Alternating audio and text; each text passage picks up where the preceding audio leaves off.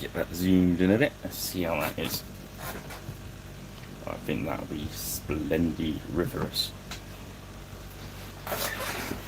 Oh, holy shit, mates! Let me just turn the fan off a minute while we're talking. Look at the stream catch up. And that's all set up. Ooh, nice.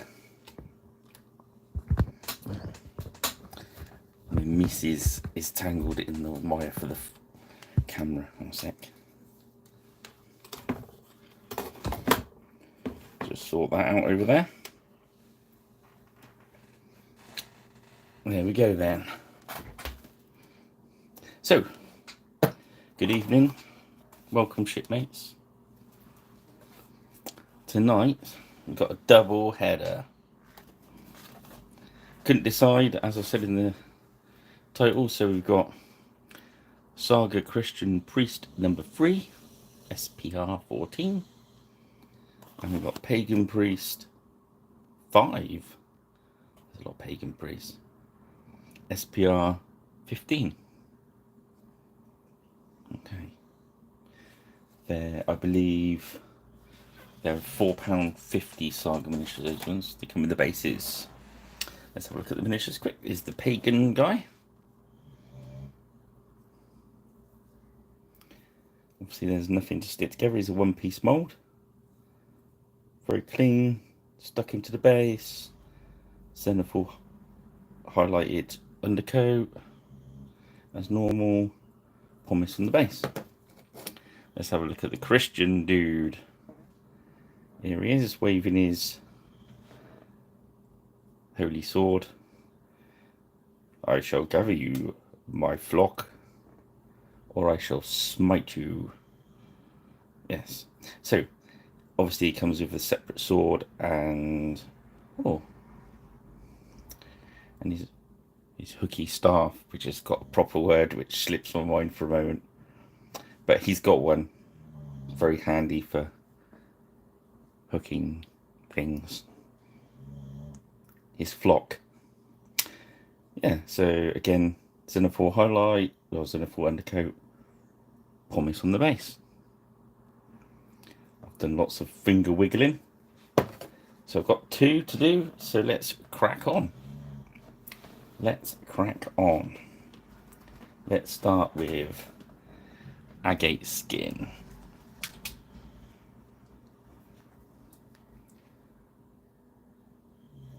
Yeah, I couldn't decide which one, and I thought, well, I'll go for 2 of them. There's not any shields or anything complex to paint. They're fairly straightforward minis. So we can give them plenty of love. So I was ever using the medium. Ah, good evening, Ben.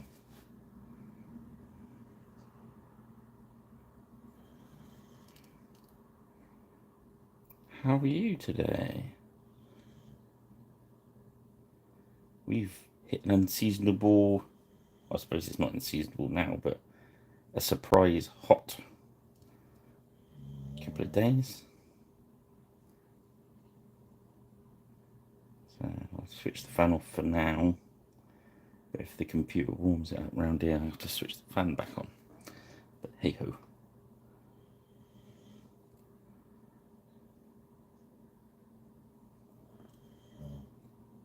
Oh no.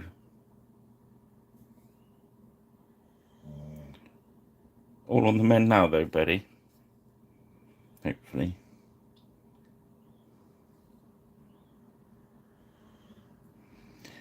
I was going to say painting or gluing yourself to something.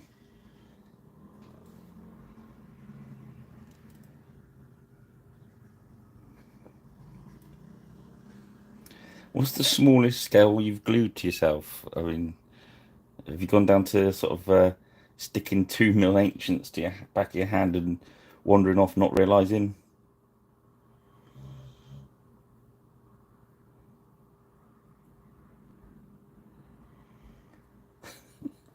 That's this week's question. What's the smallest miniatures Ben stuck to himself, and what is the largest miniature that Ben has stuck to himself to? He's not a climate change protester. He's not gluing himself to the road or anything. Well, I assume.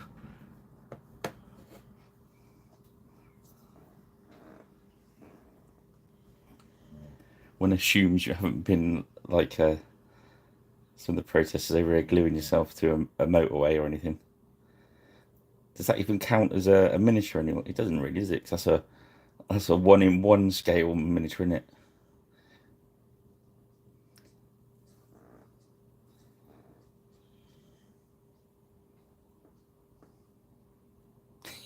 They'd never unglue you, mate. We don't know what he's glued himself there with, but every time we unglue him, he seems to stick to something else. Perhaps you should be on the Marvel universe as your special power.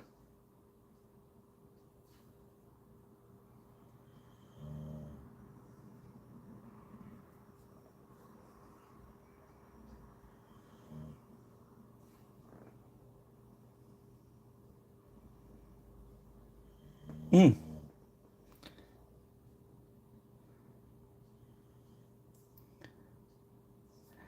I was watching one on YouTube earlier. Some protesters in America had basically shut themselves into his hall or something at a university, and then had come out to the press to ask for some uh, humanitarian aid because they were hungry.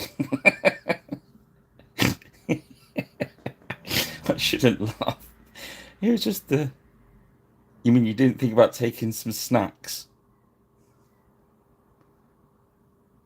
If they were war gamers, they would have taken snacks, wouldn't they? Or role players. We don't go anywhere without packets of biscuits and crisps.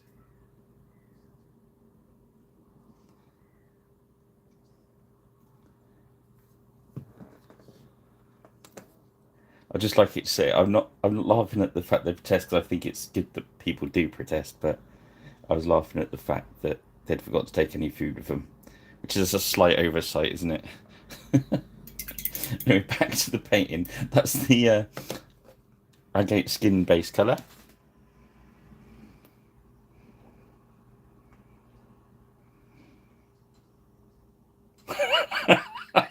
That's brilliant, Ben. That's kind of the wrong. Oh dear.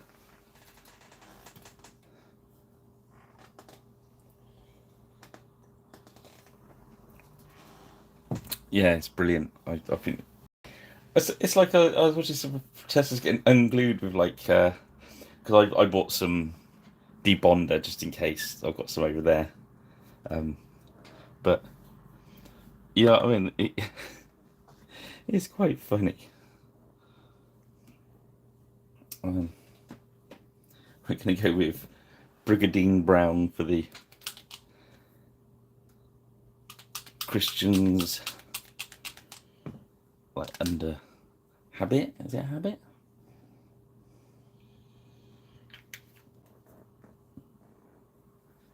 Yeah, I thought, why are they ungluing them? Why not just leave them there?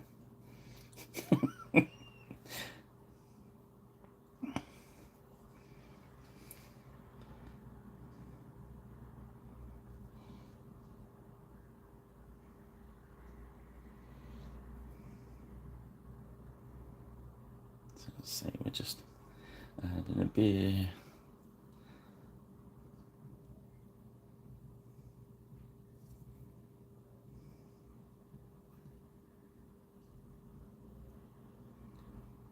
Yeah.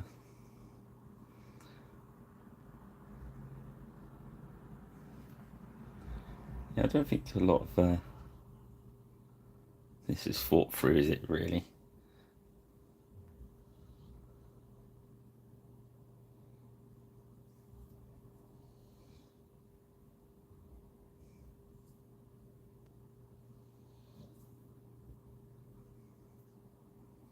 Bless.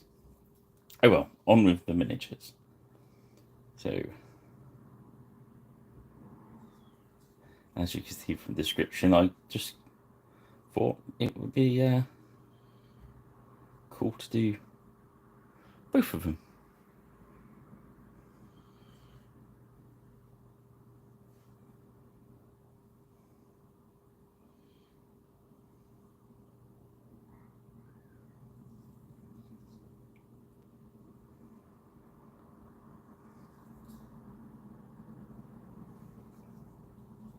I mean, there are, in fairness, you could paint,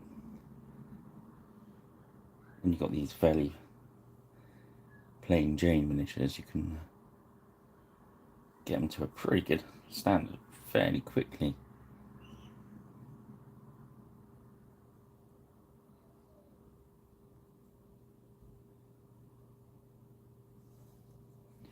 Yes, I'm letting the medium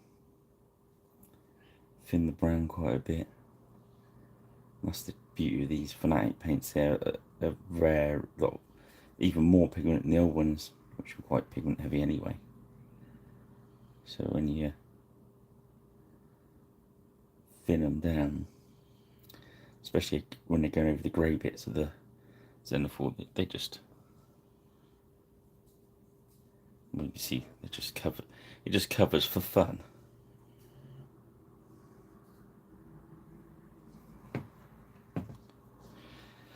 Let's see. Let's use slightly different colours on him. Maybe use that one on his shoe.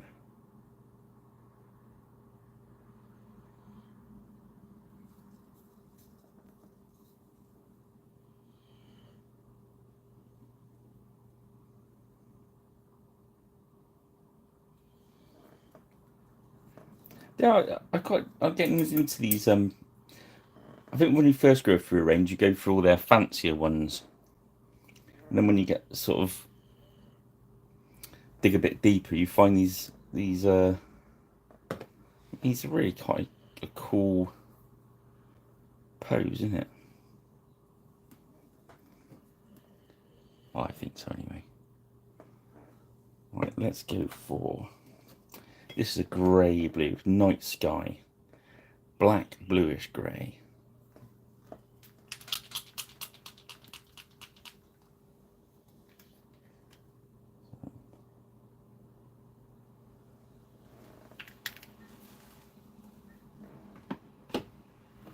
I'm going to do. I'm again using the miniatures on the Griffin Beast website as kind of colour guides. Because what Lord S has been doing is he's been linking the miniatures that I've painted on video with the Beastie website, so people can buy him and paint along. Sort of on a watch back thing, which I think is a really cool idea. I only got a few done. I'm not sure how many he's into.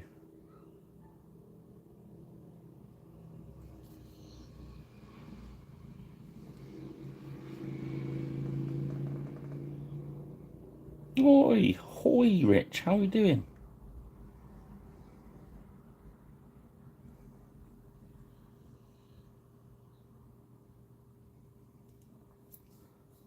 Okay, we're on the priesty run today. Who will win out, paganism or Christianity? I wonder. I'm not going to say any spoilers. Okay, we'll start. We'll work through all the base colours. So for his overall, we're going to make it that white. So we're going to start from worn stone, pale olive grey. It's a really good base colour.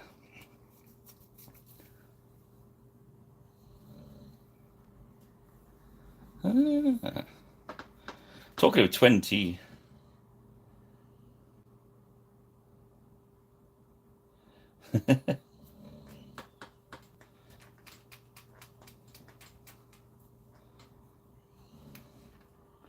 Yes. I've been painting American War of Independence stuff this afternoon.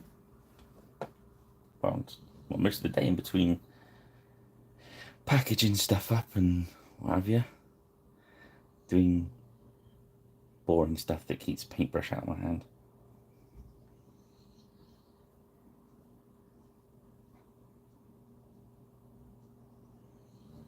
Yeah, I love it.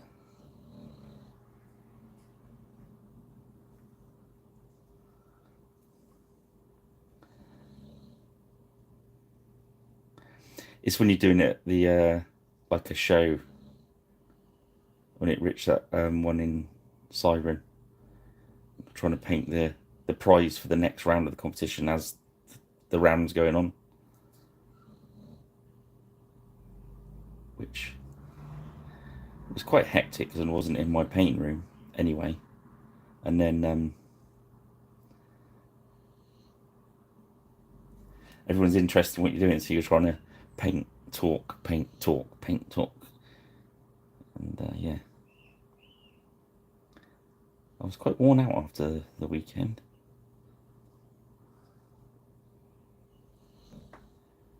Well, it was when, because I thought I was just going to have to paint one prize per round. And they went, oh no, there's 2 competitions going. We're going to need 2 miniatures in every sort of hour and a half gap. Okie dokie. I was lucky I'd prepped them all up the night before.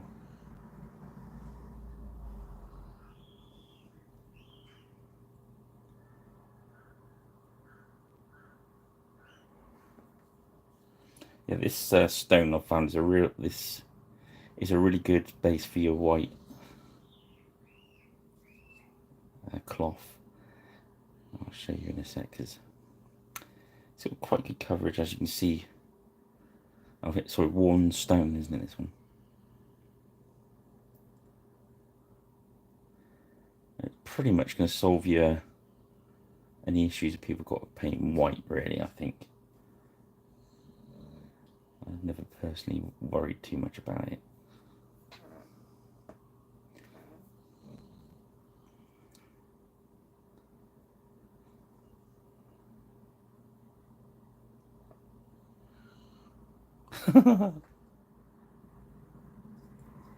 Oh yeah, I remember you winning that.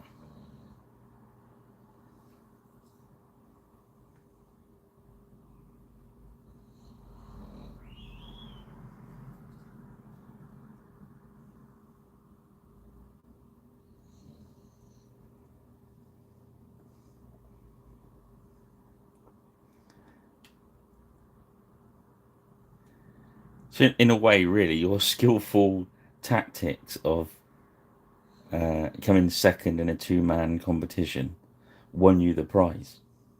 Well done, Rich. The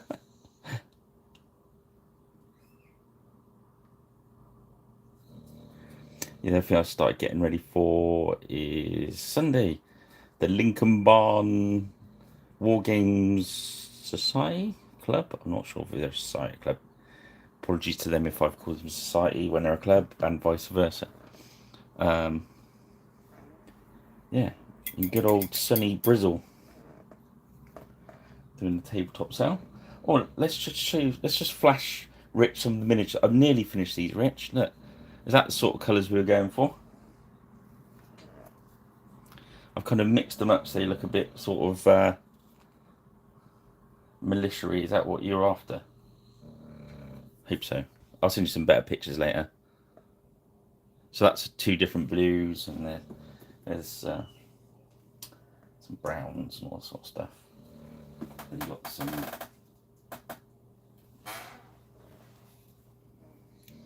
I've done some of these guys that look a bit more wildernessy. Yeah, so they're nearly finished. Cool. We aim to please.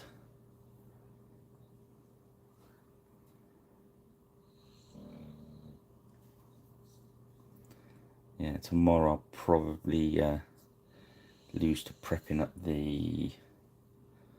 all the minis I'm taking down Sunday. Pricing everything up. With my price, I've got a price gun, like a proper labelling price gun. How good's that?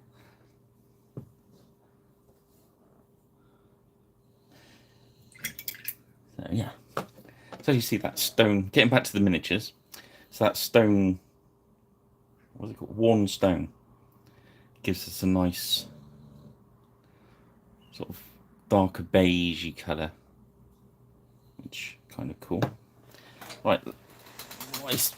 And then now let's get the flesh sorted out with our Crusader skin.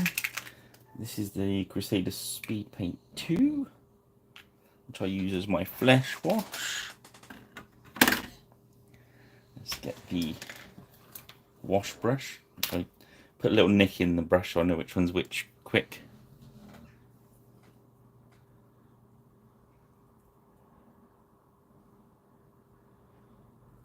Ah.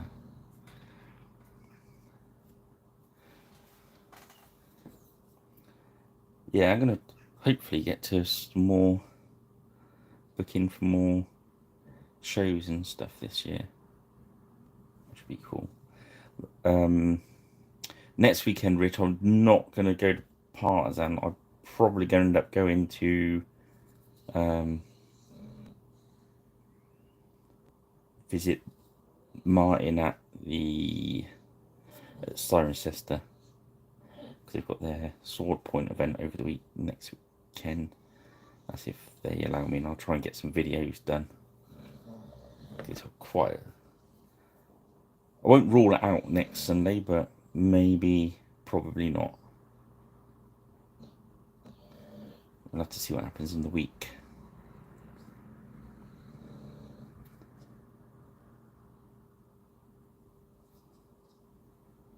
But yeah, it's all moving forward nicely.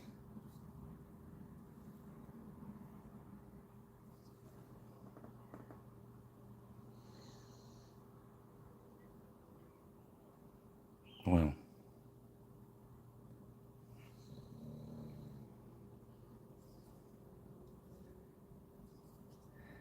yes.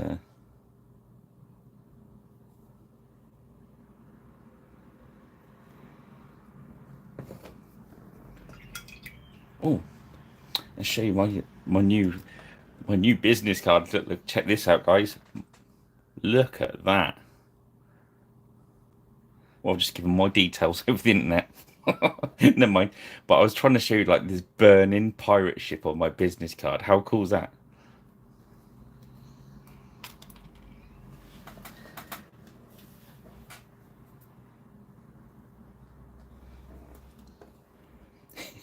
It doesn't really put my details up online when they're all over my website already. It's a bit late to worry, really, isn't it? Okay, so that's that on. So next, let's use our Tundra Talk, which is deep olive brown, which is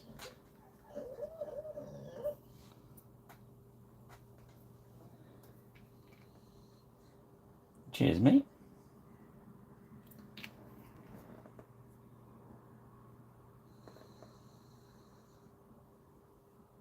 Oh, cool. Yeah, I've seen a few pirate bands around. The pirate rock's pretty good. There's Ailstorm as well. Have you seen Ailstorm? Some Scottish guys. They're pretty cool.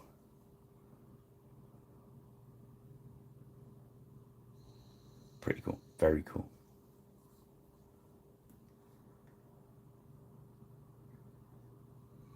Allegedly, I bought another guitar the other day. Allegedly. If I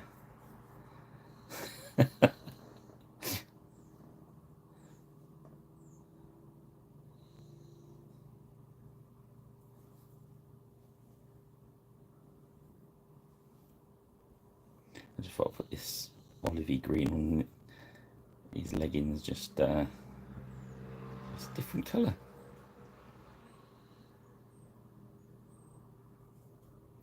Something about painting to the level. So I mean, we're 25 minutes in, and in fairness, if I painted his cloak with that green, we're a good percentage. Rich, officially or unofficially?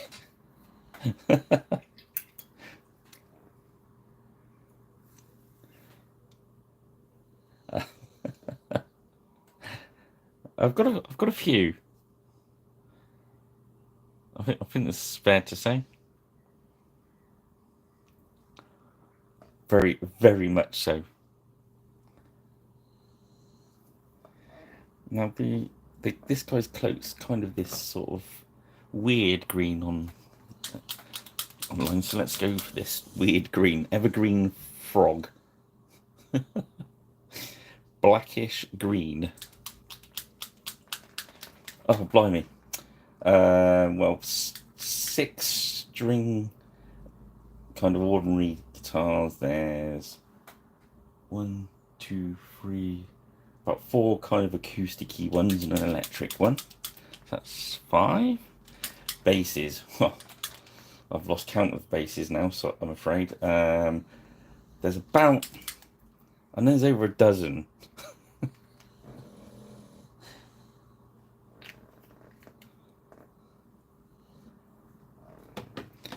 One of the troubles is, right, is a couple of things happen when you're fresh out gigging. Is years ago when I was fresh out gigging, whenever I got any gig money, I'd go and buy usually a cheap guitar with the money, just because it was the band money, and why not? And you wanted to know what different sounds you could get out of the different guitars, and you kind of hang on to them, and then as you get more experience and you gain a bit more money from the gigs, you tend to just do it with more expensive guitars. So yeah, and then what it is, I think you always regret selling some that you sold. I mean, even with the number I've got, I would still regret selling some of the ones that I did, because you do. And then of course there's the ones that people that know you will kind of give to you because they know you're in a band. That, oh yeah, I got this off such and such. I thought you'd like it. So yeah. So you collect the waifs and strays as well, which kind of happens with miniatures as well, doesn't it? So if somebody knows that you do miniatures, and they know somebody's given up miniatures, they kind of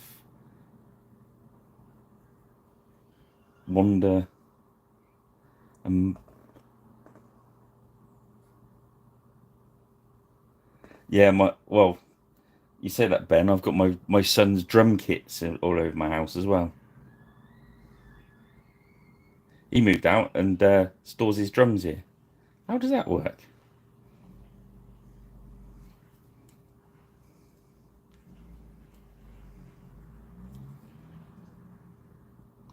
I see I'm a bass player. We kind of like drummers carers, aren't we? So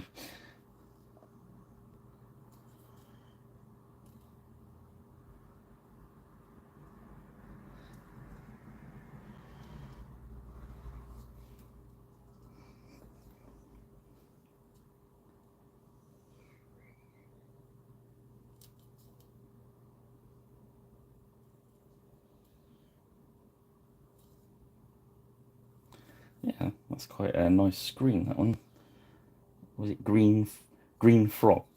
Fog, wasn't it? But evergreen frog. I'm going to call that one.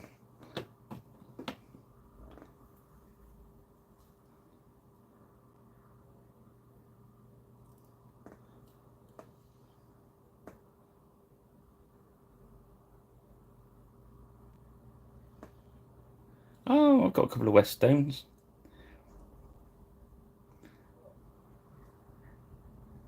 My favourite guitar was one I really regret selling. That's a Weststone Thunder 1A. Oh, I love that bass. And I nearly picked one up again.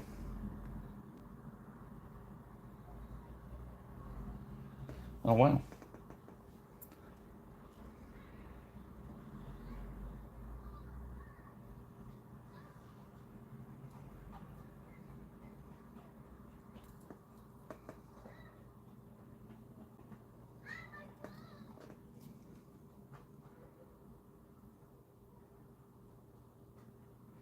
don't knock yourself. Everyone's got talent. It's whether the which way you sort of take it, isn't it?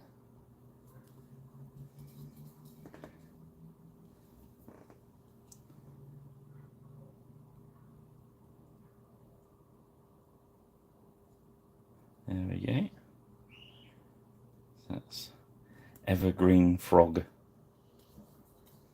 I do like these paints now. I'm getting a bit more used to them and thinning them nicely.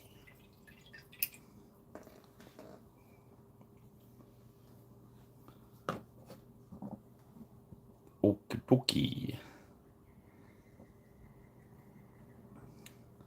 Let's put. This is what I like doing with this white now. What I do is put that worn stone on and then get the soft tone or the light tone wash, and then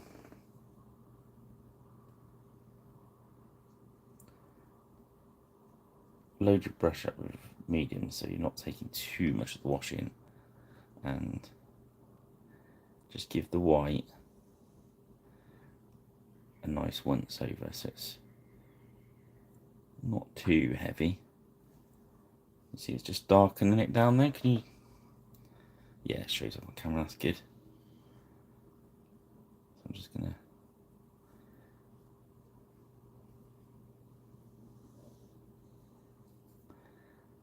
this I think does a nice quick no nonsense white. Blimey. I presume that was a seagull.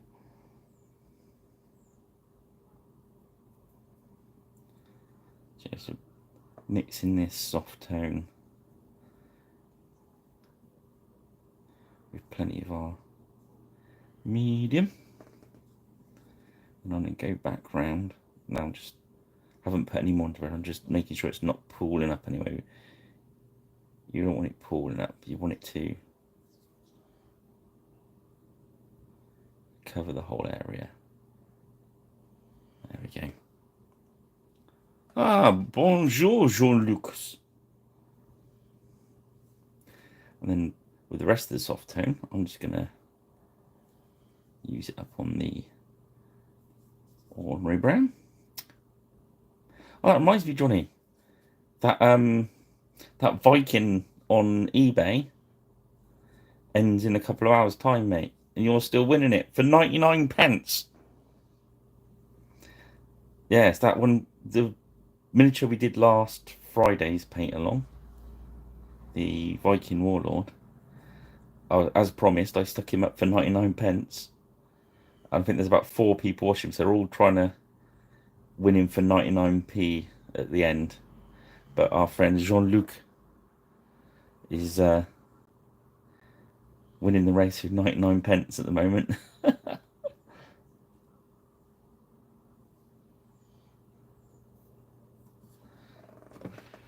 I'm sure it'd go for a little bit more. I think my painting may be worth more than 99 pence. eBay's a funny thing, isn't it?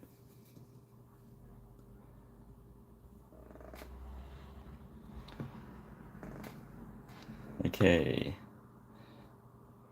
so let's put this obsidian skin. I'm going to use it as that's kind of a brownish black. There's lots of browns that are nearly similar in this range, but they've all got enough difference in them to be useful. I'm just gonna hit all that fur in. Yeah, I know, mate. It's a killer, innit?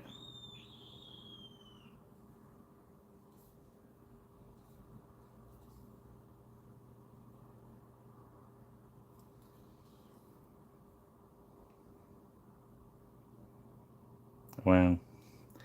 Yeah, I mean, I've had some stuff before. It's surprised me. You know, some miniature you've painted up. I put a zombie dragon on there one Christmas as a thank you to everyone. I painted a nice zombie dragon up, stuck him up for 99 pence, and it went for 99 pence. And it was I know it was a painted miniature dealer, so it was gonna just bung it up for more.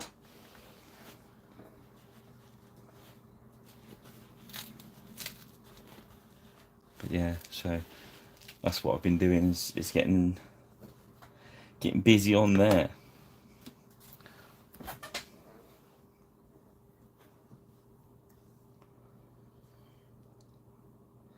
So as you can see, that's really settling nicely into the grooves now. That's good.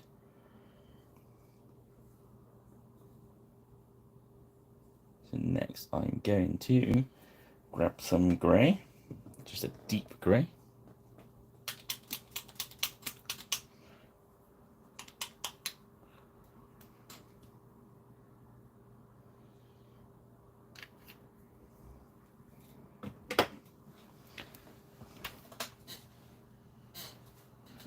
Oh, what have we got you here, John Lucas?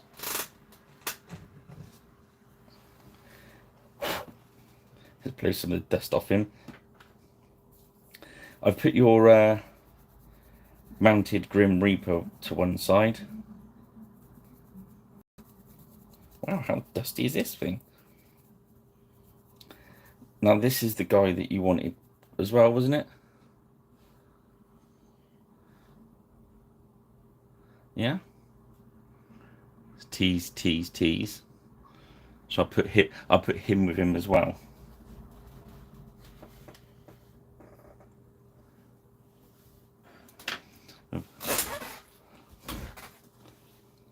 He's there. I'll just put him next to the Grim Reaper where I remembered.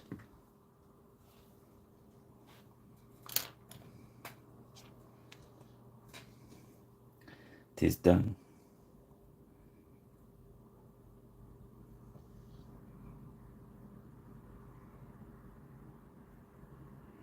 So yeah, I'll just lay this grey down. Now it's got a little bit on his lip, but that's okay because we've got to go back in with some flesh yet anyway. That's why I'm just not too worried about getting it off at the moment.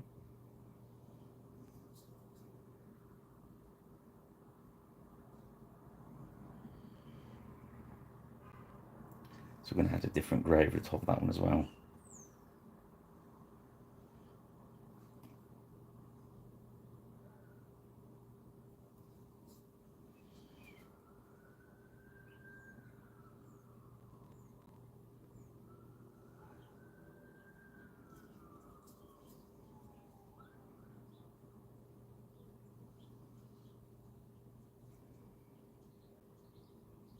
I'm not even showing you my new business card yet, have I, Johnny? Jean-Luc. It's got a pirate ship on it, look.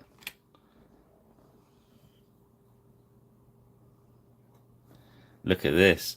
Look at the pirate ship on my business card.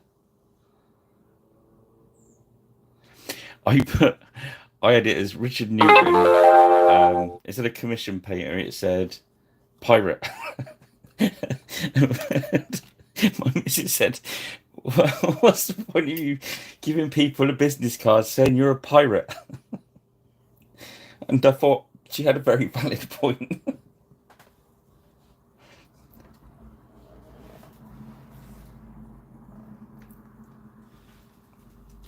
So we did Night Sky on his blue robes. So the next one in the triad thing is Thunderous Blue.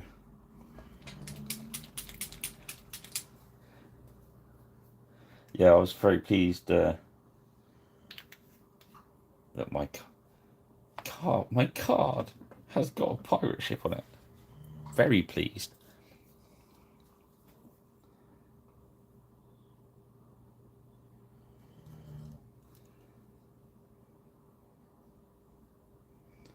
So I reset my eBay account up. So I sent off some miniatures earlier and There's a first of my new customers with my new business card tucked in the box. A very, very piratey moment.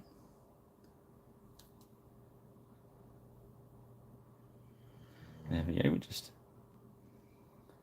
that crazed that it's not. We can just about tell the difference in camera, I think. Yeah. Let's do it. Let's carry on going while it's still a little bit damp.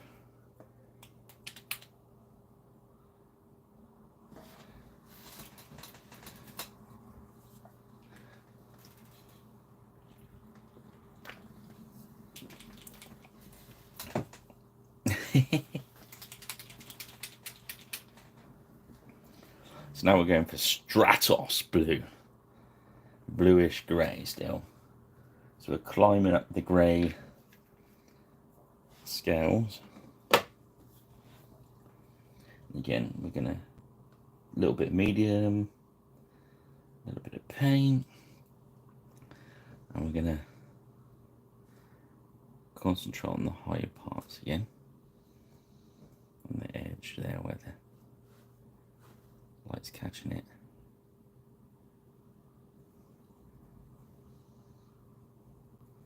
And where that last coat's only just been put on it, it's not quite a wet blend, but it,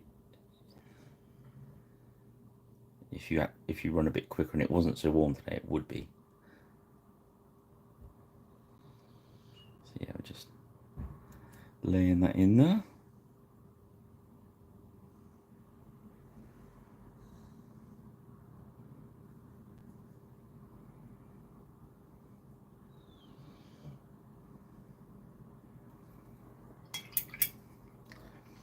And we'll go one more blue up to wolf grey, light bluish grey.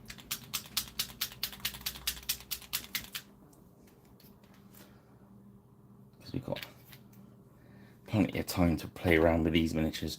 Oh yeah, sorry, I didn't tell you what they were, did I, Johnny? Sorry, Jean Lucas. So this one here is the I think it's Pagan Priest 5, I think, or is it Pagan 5? Let me get the packet. Yeah, Pagan Priest 5, SPR 15. And the other one is the Christian Priest number 3, SPR 14.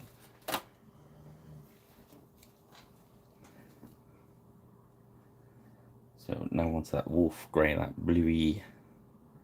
As you see, it's quite a light one, so be quite careful with this. Being very light with the brush. It's got a little bit of medium in it as well.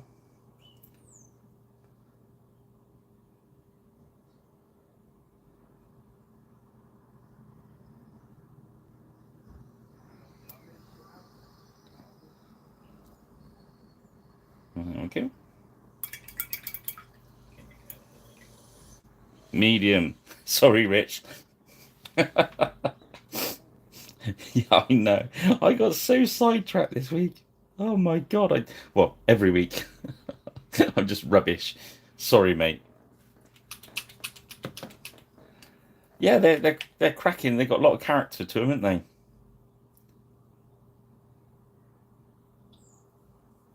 So now we're going to start working his cloak up. So we had rainforest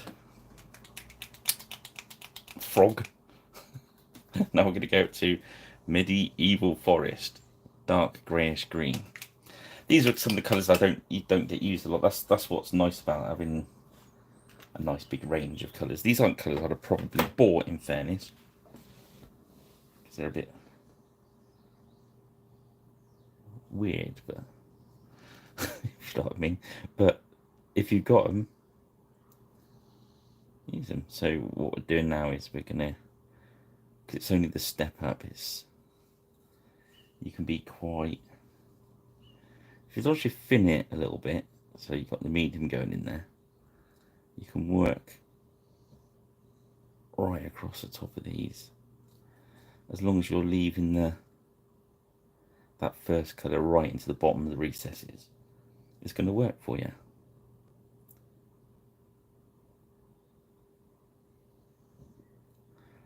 I think basically what they've done is, Joe, when you usually buy like a triad of colours, there's quite big jumps, and they've just added the ones in between, really. So what I used to do on the wet palette would put the three colours I wanted to use out and blend them myself on the palette.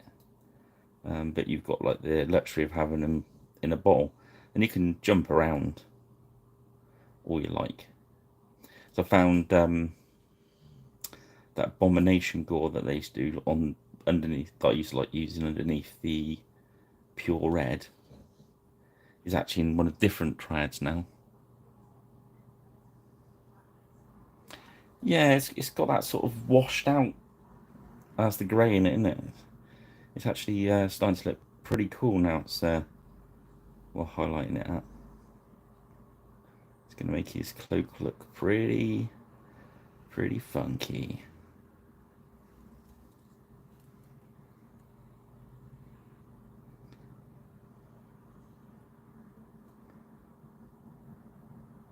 We're just concentrating, starting to build the highlights really. But this first, because it's the first pass one, we can go a little bit down the sides. So I start with the top and just work it into the grooves a little bit, but just making sure that you don't take the original layer completely out. The other thing is, if you're using it thinned, the darker colour will show through a little bit as well, which is what you want. Free shading, Jean-Luc. Or if you go a little bit heavy with the lighter colour, you can always go back in with a wash or a tone. But I think when you do more and more of these blends like this, you kind of use less and less of the tones, unless you want to tie it in.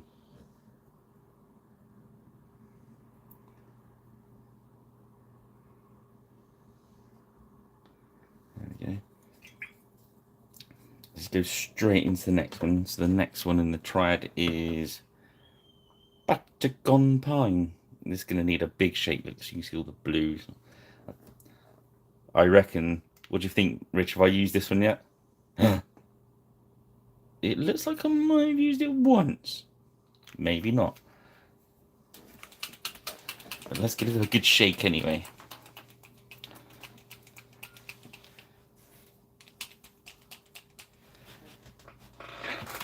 I'll just keep shaking for a moment. Yeah, so I've just been painting vampires as well, which has been quite fun.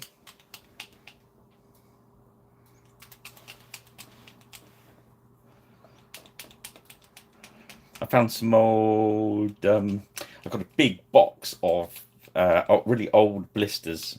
They're like old Raupartha and some Thunderbolt mounting, and I've been making Darren at Gripping Peace laugh, because rather than doing the sensible thing and selling them on to collectors, I've been opening them up and painting them. So, which I think he loves, and he's encouraging me to open and paint stuff that probably should stay in the blisters now, because it's been in. Well, that all depends on your outlook, I suppose. I'll show you the one.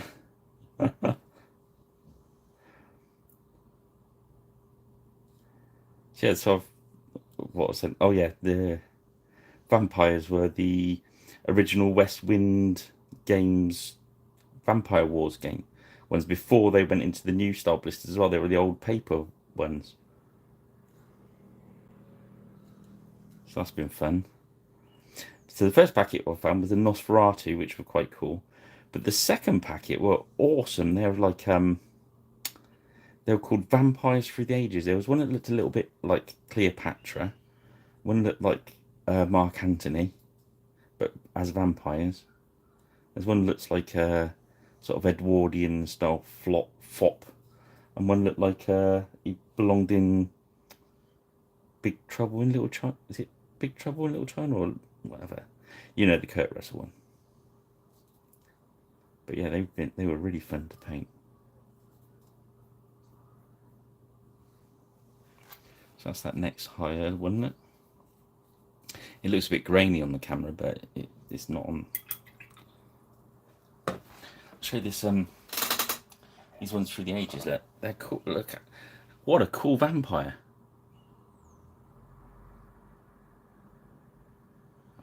It was so much fun to paint. And then just over there. So that's the FOP, which are more like the Empire of the Dead. Empire of the Dead? Yeah, Empire of the Dead game ones. Which what I'll probably end up using these ones for. So I've got lots of those. And there's the Chinese guy one. And there's the Cleo one with her asp out. Oh, the Nosferatu here as well. Do you want to see the Nosferatu wasn't there? There's one that's the classic film one.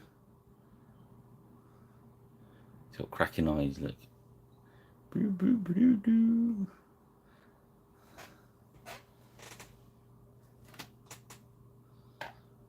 Yeah, I won't go. There's more over there. More than you could waggle a stick at. But yeah, I also got found the hearse and Dracula's carriage in it as well. They're all made of lead. They weigh a ton. But yeah, so that was quite a fun thing. So we'll go up to the next one, which is Autumn Sage. Yeah. Oh, this is another one I found in there, John. That's what I was telling you about the other day. That one. Look, £5 that was originally. Shows how old that was, isn't it? Larry Elmore's Reflections of Myth. I'd never seen that before. 1998. So they've been in there a while. Yeah, Nosferatu. Totally with you there, Rich. Yeah. Very freaky.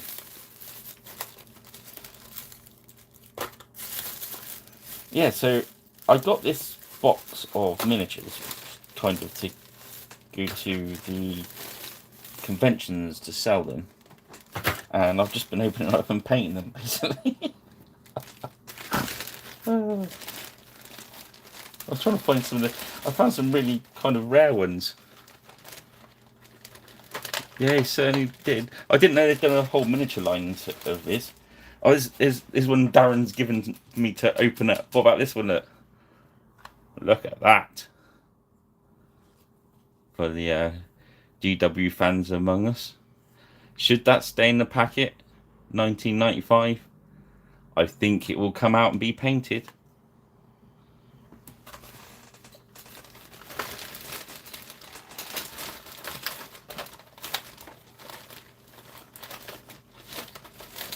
I was trying to. There was a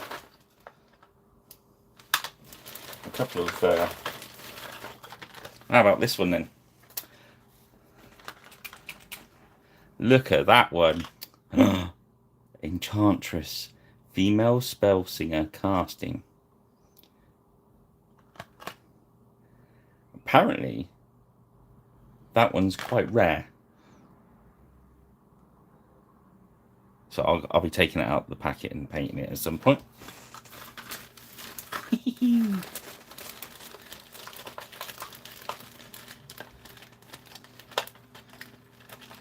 Well, yeah, I literally got a massive cardboard box of all stuff like that. It's ace. Oh, this apparently is pretty rare as well. I found that at the bottom of the box. I love going through all this old stuff and painting it. I'm just living my best life at the moment, guys.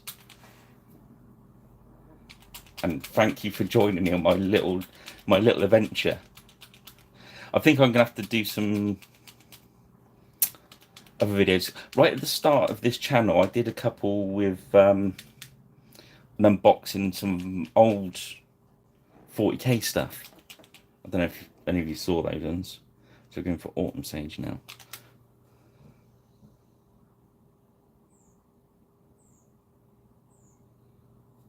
Oh wow. Yeah, I think you're right, KK. Kubla Klonk. Or should I just call you Clonk? Your friends call you Clonk or Kubla? KK sounds like it's going to get a bit dodgy if he's calling you that. I call you, I'll call you Cube. Yeah, I'm actually with you. It's like it's one of the Toy Stories I watched with my sons. There was where he gets put, is it Woody gets put in the a new lick of paint and he has his name brushed off his foot and stuff like that. It's terribly sad, isn't it?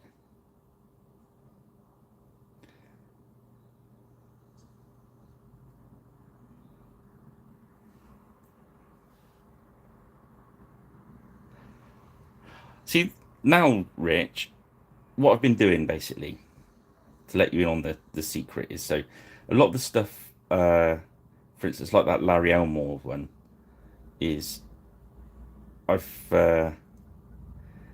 been painting it up and pricing it up and I'm basically selling it on eBay or selling it at shows. That's what I'll be doing. I'm actually looking into maybe a separate website for it as well, so people don't have to do the eBay thing. If we can get it going, I just want to paint old minis, give them a new lease of life because I just love painting the old minis.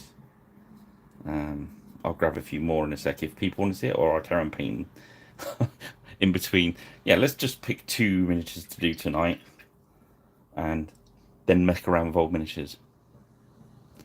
But yeah, I'm with you, Kubla. My mission, I think, is to open as many of these blisses. Uh, let's find another one to tease you guys with. Oh, did you see the? Did I show you the fire giant? I found a Reaper fire giant, a Reaper Bones one. I had a load of Reaper Bones given to me as well, and I think they're a much maligned thing, rubbished. But when you take a bit of care with them, I think they come out all right. And I mean, him to buy as unpainted is, I think it's about 17 quid. So I've put him up. This is my pricing strategy, so it's not dear, so I'll go through it with you. And also, he's got his 3 extra dags with him. Some like lava, hellhound type things. I know they come as a set as well. But I put it up for about 40, 49, I think. So to be honest, I'm not making a heap of money once eBay grabbed their money out of it, but it's getting stuff painted and moved on and get it played with. I'd like to share my joy of painting with somebody that wants to stick it on the table, you know what I mean? I don't know if that's a good thing or bad, I don't know. Don't know if anyone cares. Who knows? Yeah, so have a look on eBay for stuff. If you look up 99p guy, that's the name of the eBay site. 99p guy, all one word. Just have a look what I'm doing. I've painted. I got. Oh wow, you'd like these, Rich. I've got about 10 packets of these. Not only those ones, the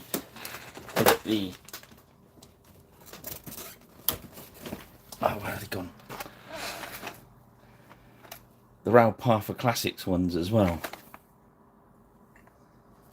All still in the boxes. So I've opened one up already and painted it.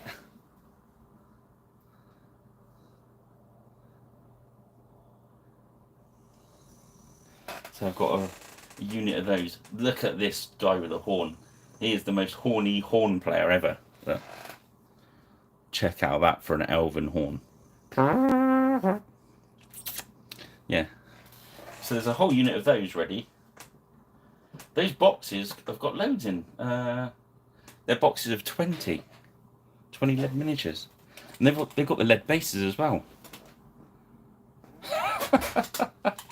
Yes, right. It's the lead mountain. So now I'm going to go carnelian skin and do some of this leather. Yeah, it's quite good. It's hopefully I can just keep shifting it all through, and the more I sell, the more I've got room to paint.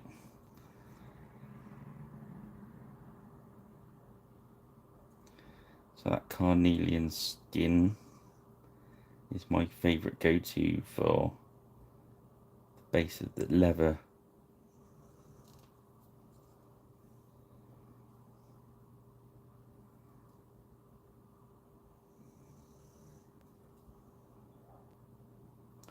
Yeah, so these two priests will be either on eBay. I'll probably stick these on eBay tomorrow. We should start doing that, shouldn't we? I'll paint on the Friday night and then stick them on eBay on the Saturday once they're photographed.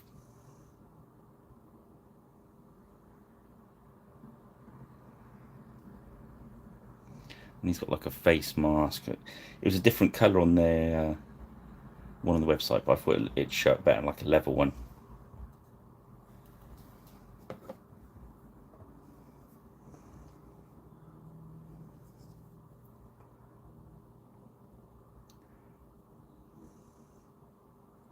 Yeah, I think sometimes I've had a few offers already for stuff. I'll give you such and such for such and such, and you're thinking, well, I have to sit down and work out how long it takes me to paint something, thinking, by the time you've taken your eBay fees off, you're thinking, so you want to pay me £2 to paint that miniature? So there is that to it as well. You have a bit of a tougher skin and say, no.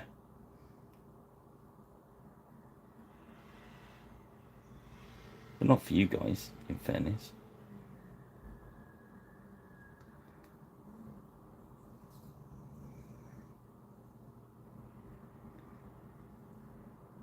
I think once somebody's bought something, they can then, they've got my business card, they can connect with me directly and buy direct and cut out the evil bay. Which would be good.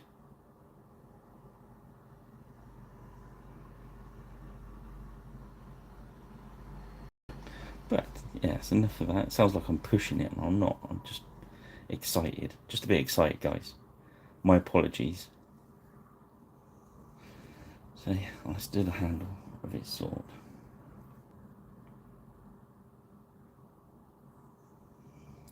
I think it's because I'm excited about going to this tabletop sale on. So I like going there anyway because it's one of those places I always find something really interesting to buy. I bought the Nurgle Great Unclean one last time I was down there for about 30 quid, and had to strip it down and repaint it, and that was fun. So I always managed to like I need it, but I managed to find something really interesting and I get all excited again, so that's cool.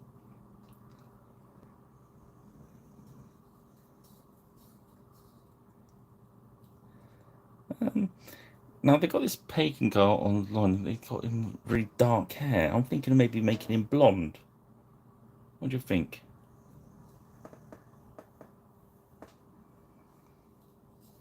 Joe, who he reminds me of? Who does this remind you of? Have a look at his. From a distance, he looks like. Is it Emilio? No, not Emilio Estevez. Who was in Young Guns? The long hair who played the Mexican guy. Is it Lou Star Phillips or something? Come on, people. Lou. Oh God, I can't remember. You know the one I mean, though. But then when you go up close, he reminds you of Jack Palance in that film where he's got a Hawk the Slayer, isn't it? It's Hawk the Slayer?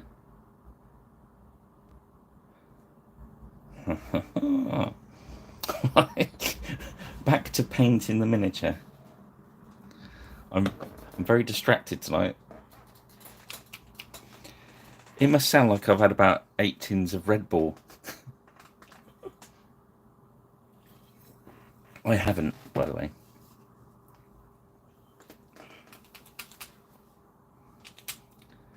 Is it Lou Diamond Phillips or something? The guy that's in Young Guns. I can't remember. So I'm going to use Dryad Brown. I'll use that for his staff.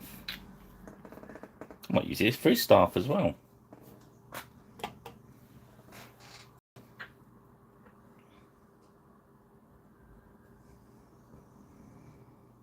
John Luke can tell I'm excited, can't you, Johnny?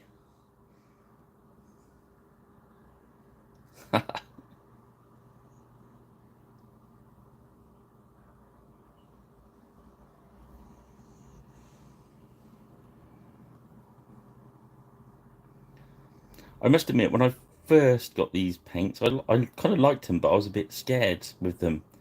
It's taken me a good amount of time to actually get back to where I was, I think.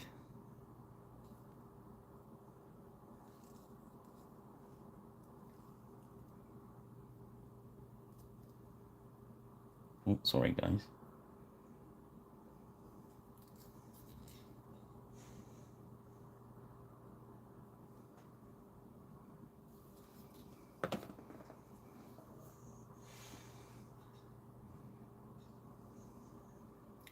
Yes.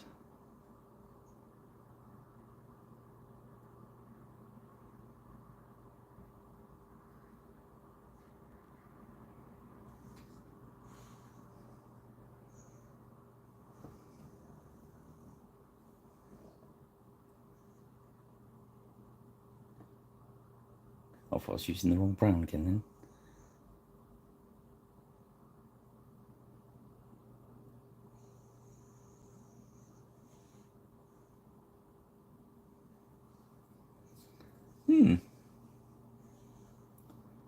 Yes.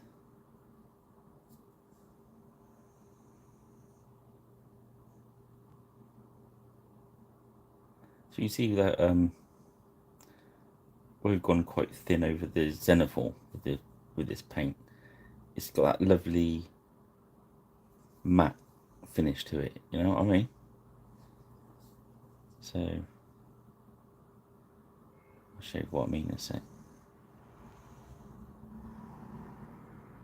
So if you take a look at this guy's leggings, for example, that's just the paint. So it's got that nice dry, like we've done something with it already. So if you kind of just done the bit of metallic on him, you could get away with saying he's done, couldn't you? You know what I mean? I think he's pretty tabletop. And you've seen the extra work I've put in his cloak already. I've got to put some more into him. Ah, yes. My old Caleb Dark miniature. So I can get some Sons of Malice. My Sons of Malice project can start.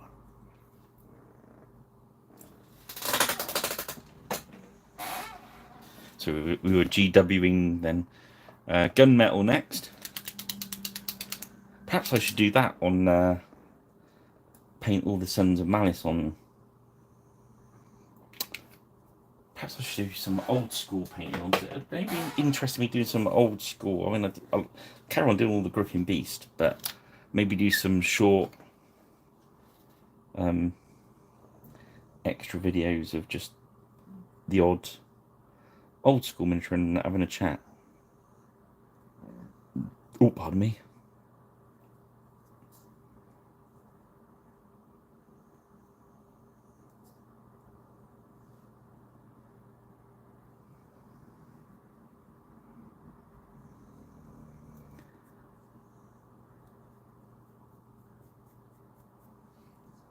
So just letting a bit of medium into our brush, just to, because they can get quite stodgy. These metallics are quite thick, so they just a little bit of medium just to smooth the progress on. There we go.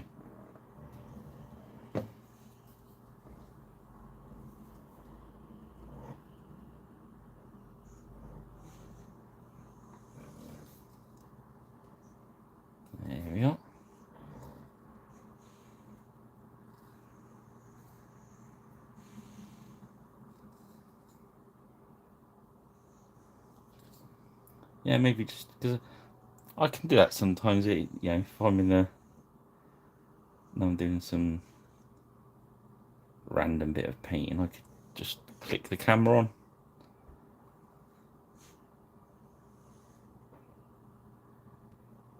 It'd be a bit random, but if anyone's interested, if you when you do the subscribe button, if you hit the notification bell, at least you'll get a ping when I do it.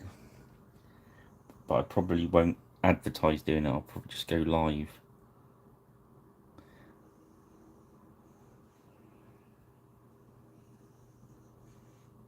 And if anyone turns up, they turn up. If not, I'll just nat to myself.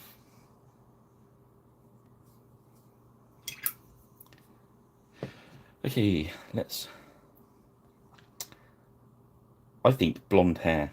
We're going to go blonde hair. So we're going to go with Demigod Flames, which is deep orangey yellow.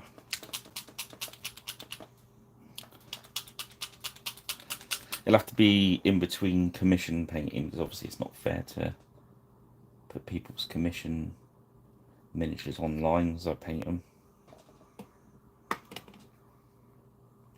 Although I know one painter who, what he does when he's doing his commission work by the hour, he puts his webcam on for the person so they can actually see that he's painting. I'd like to think people would trust in me, in fairness, but I get it.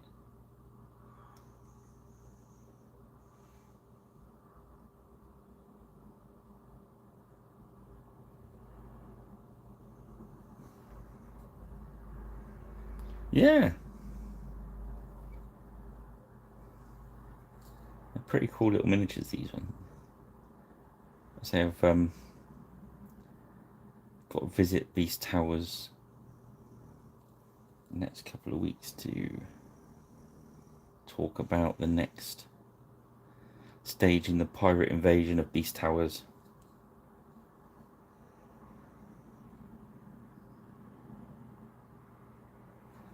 Because they kindly put me onto their website. What do they call it? Paint and Pigment or something. Yeah, if you go onto the Griffin Beast website and scroll down past all of the lovely, lovely little miniatures they do, then at the bottom you'll find a link to me and some of their videos of painting their miniatures.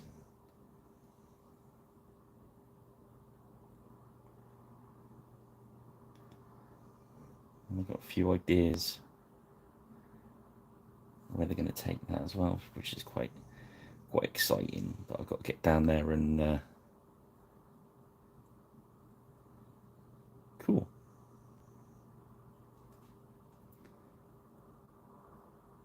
Paint some of your old school hobgobs or half orcs. Do that.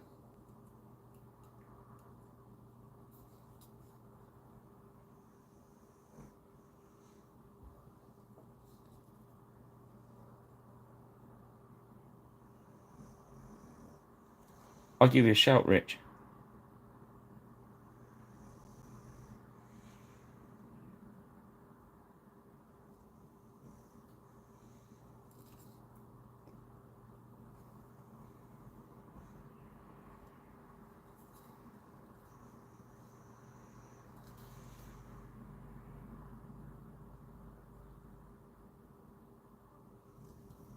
Yeah, I think blonde, that really sets it off, doesn't it?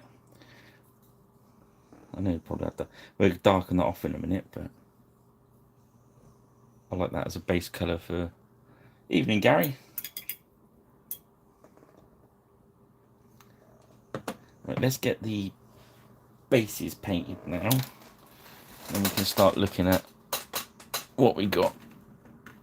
So what I do is just use the oak brown. This is the old paint. I grabbed a couple from Beastie Boys have still got some of the old paints.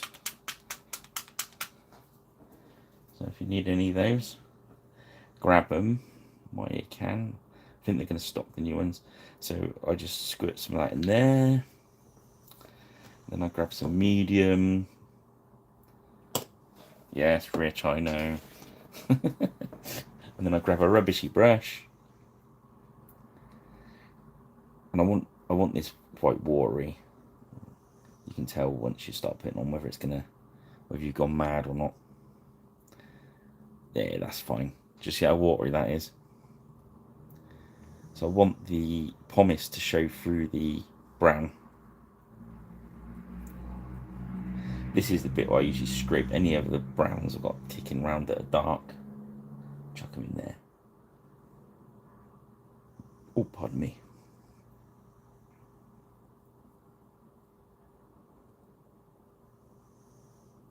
It makes it look more stony.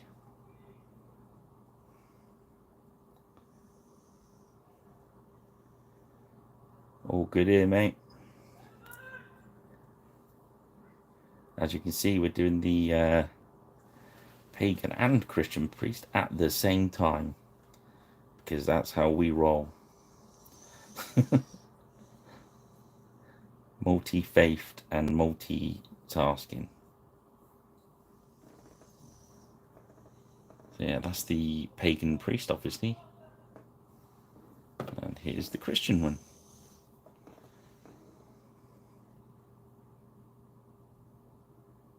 I think the codes are SPR 14 and 15. If you're into the Beastie website, if you're interested. But yeah, I like the fact that they're linking these videos back to the miniatures that I paint on them now. So that's pretty cool. So when you're ordering, you can kind of have a paint through with them, which is kind of cool.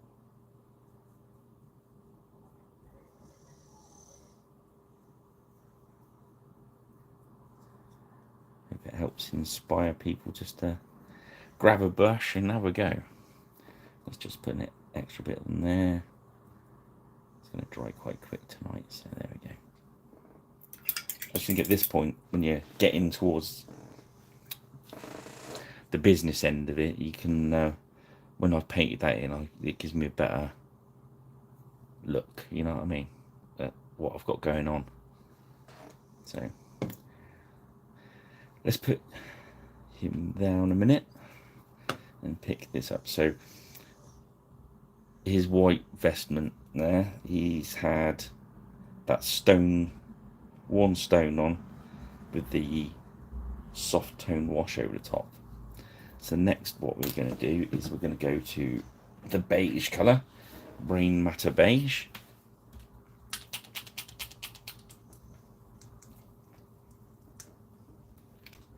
Interesting with these warm weather, if it affects the paints or not. That'd be because some of the old army painters went a bit crazy in the heat, and you take the top off and they'd, especially the metallics, when you take the top off, they'd start emptying themselves.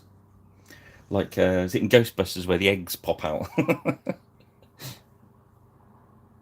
not saying that the army painter paints are haunted in any way. So I'm going to water this down with some medium on my wet palette. If you haven't got that medium, just the wet palette will do it. But I'm just giving it a little bit of help. And I'm just going to come down the high ridges. I'm going to leave all that juicy grot that we've just put into the recesses with the wash.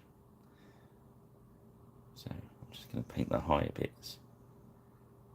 See, so you see the difference in the tabard from top to bottom now. Look.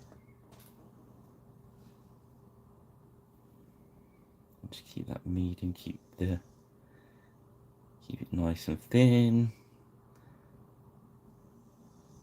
So you can always go for a second pass and lighten it up.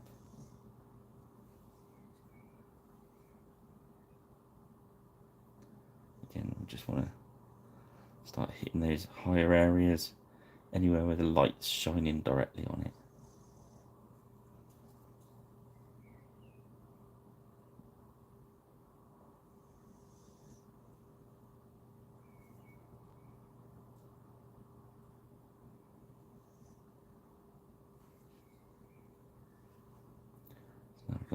medium on that beige. The wet palettes got it just to the right. I was going to say temperature then. Consistency, I suppose, is the better description. So I'm just running it down.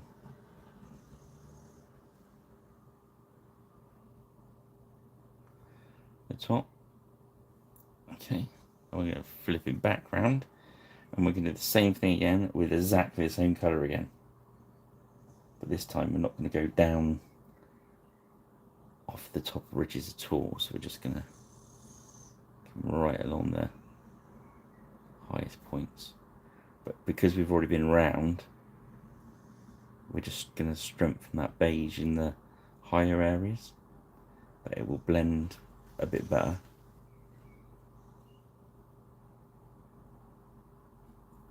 So we want is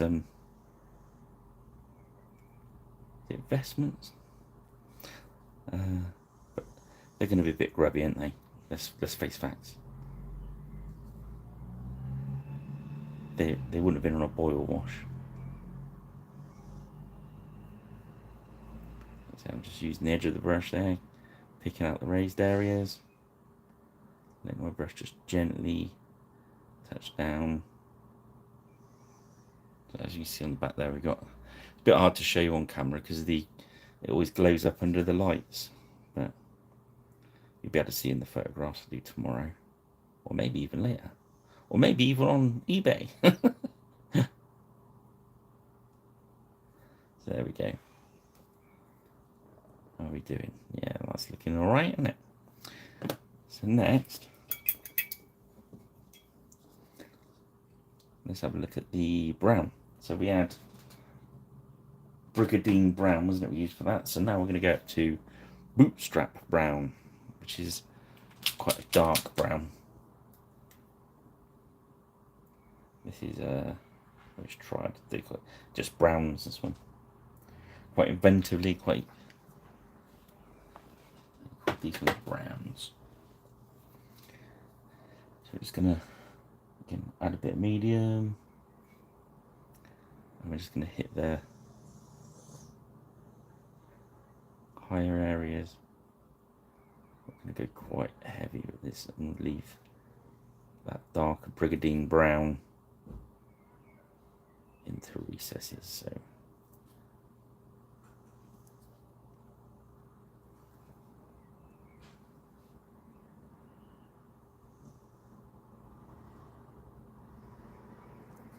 there we go.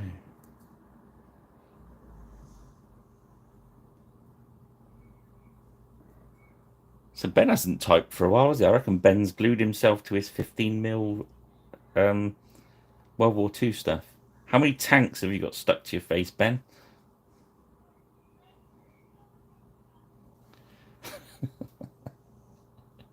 I just want to stop him painting, so he has got to type something.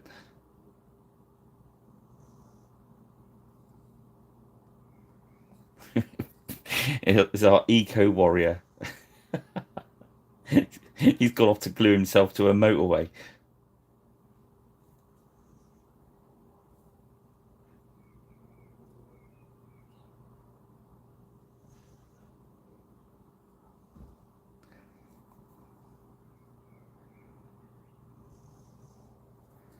So just working back round to just anywhere I think we'll just go a little bit lighter, because we're going to go to the next brown in a sec.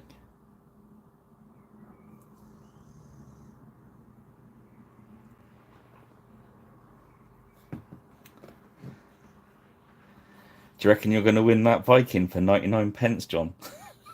That's going to be crazy. So we'll put some of this brown onto their shoe as well. Just to... It must end soon.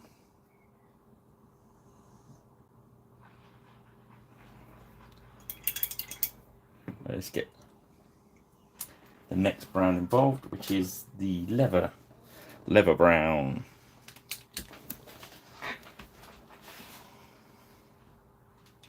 Yeah, I like these ones, Gary. They're quite cool little miniatures, aren't they? And The priests are quite interested in the Saga game.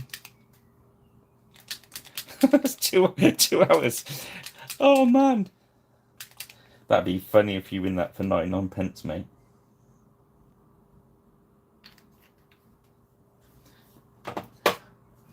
I'll even cut the postage off so I can deliver it for you.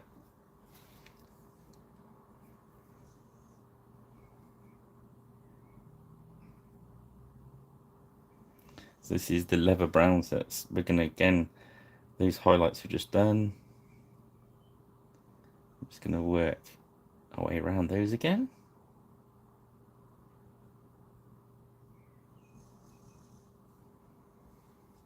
Just watering it down a bit with our medium.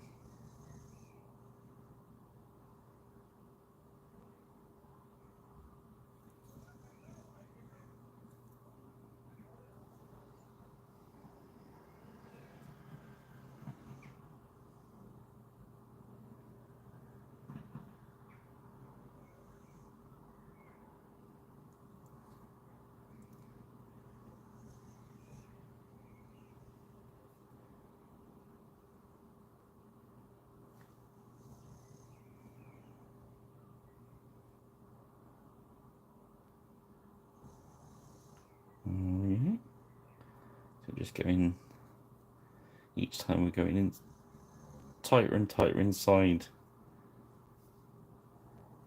the previous colour. Don't overload your brush. Keep your paint thin.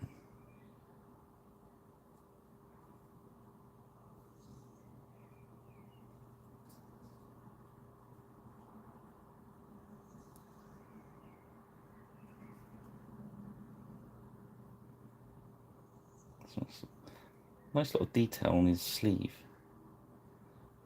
Lots of wrinkles. Always looks quite cool.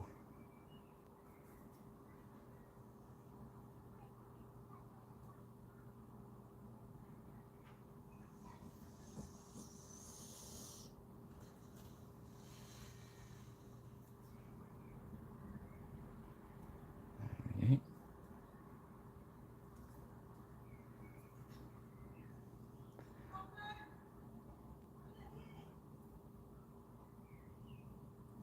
There we go.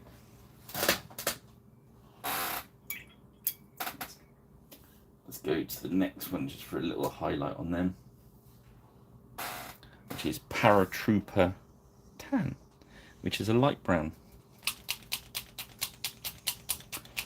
I'll see we've worked out from the base one, so that's 1, 2, 3. So this is the 4th in the triad.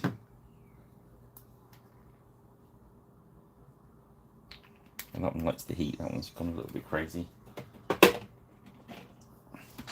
going to have to be quite careful with this one because it's quite light. So we're going to put a little bit of the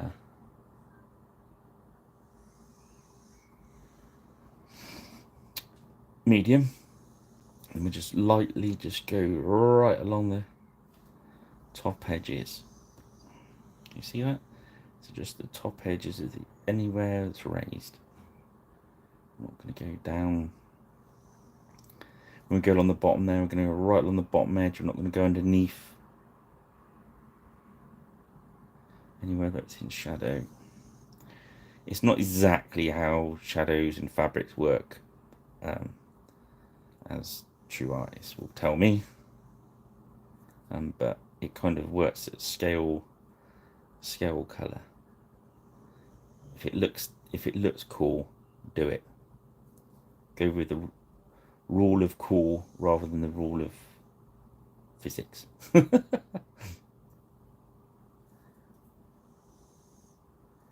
you like the look of it, you think, I want that bit.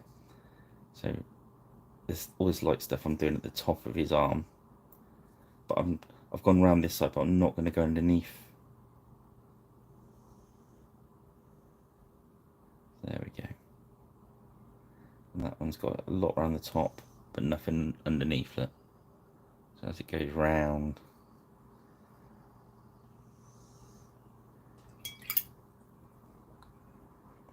as it goes round, it will show the darkness. Okay, let's get some gold.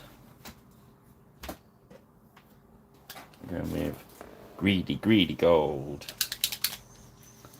I always never put metallics on your wet palette because they don't like it.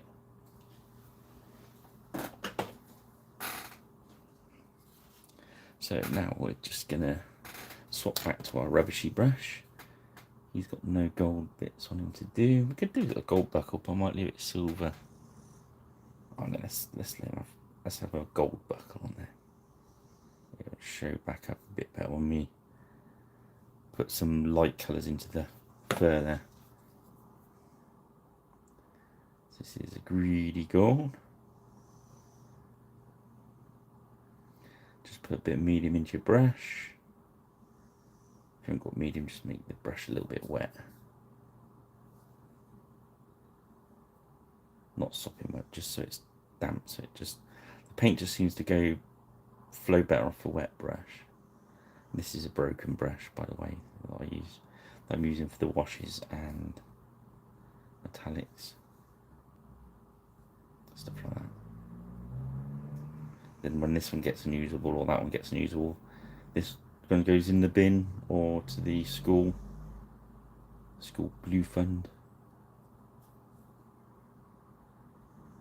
It sounds bad, doesn't it?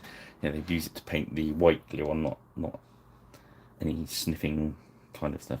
So let's do his cross in gold as well, because it makes it interesting. It probably would, wouldn't it? But yeah, give it a different colour on there, make it interesting. Draw your eye to it that he's a Christian.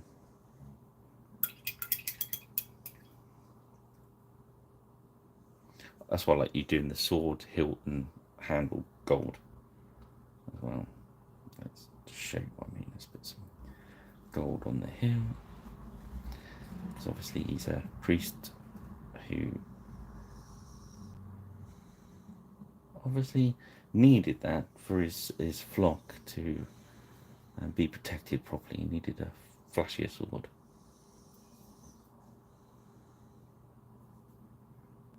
See that difference that makes? That just picks it out a little bit.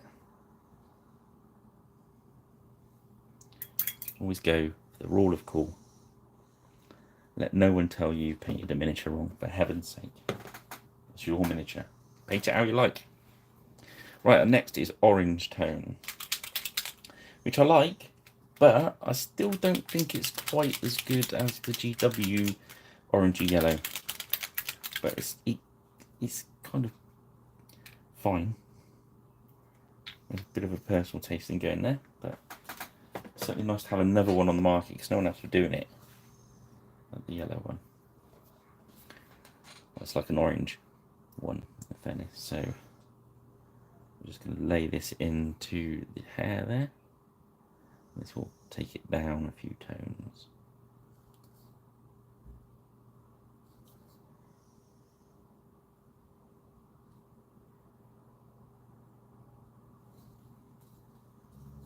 It's quite glowy on camera.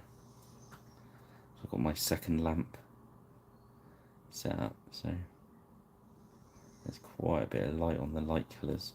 Shows up worse on anything with white in it, makes it glow straight away.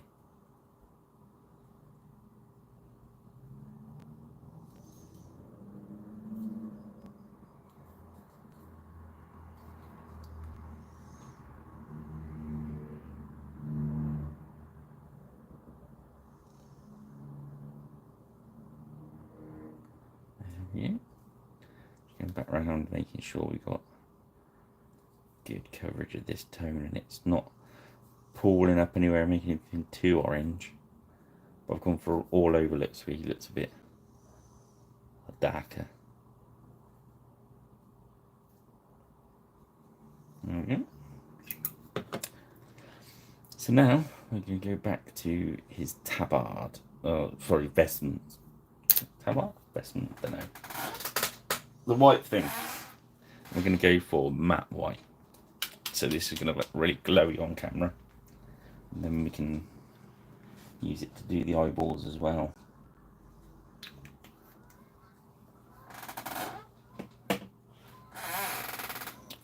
Okay, so first up, let's get some medium in the brush. And we're just gonna go down the center of all these raised areas. This brush is on the way out. Done quite well. This one is the one that I started last Friday, so this one's actually done a week.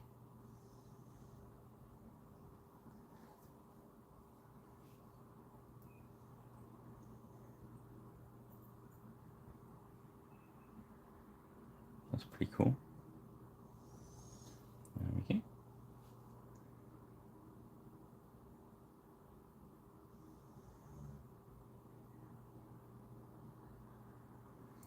Same works with doing horses if you want to do a white horse.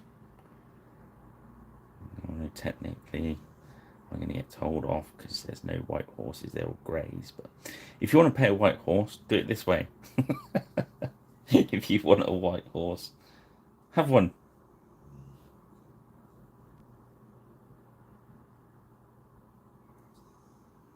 I'm sure I've seen white horses in fields.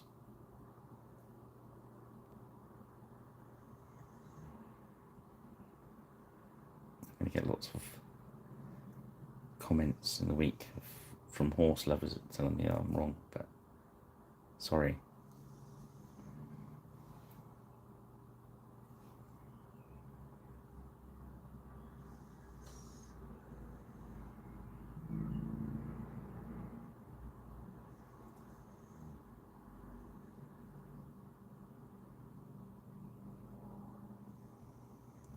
There we go. Let's see if we can get this right glowing.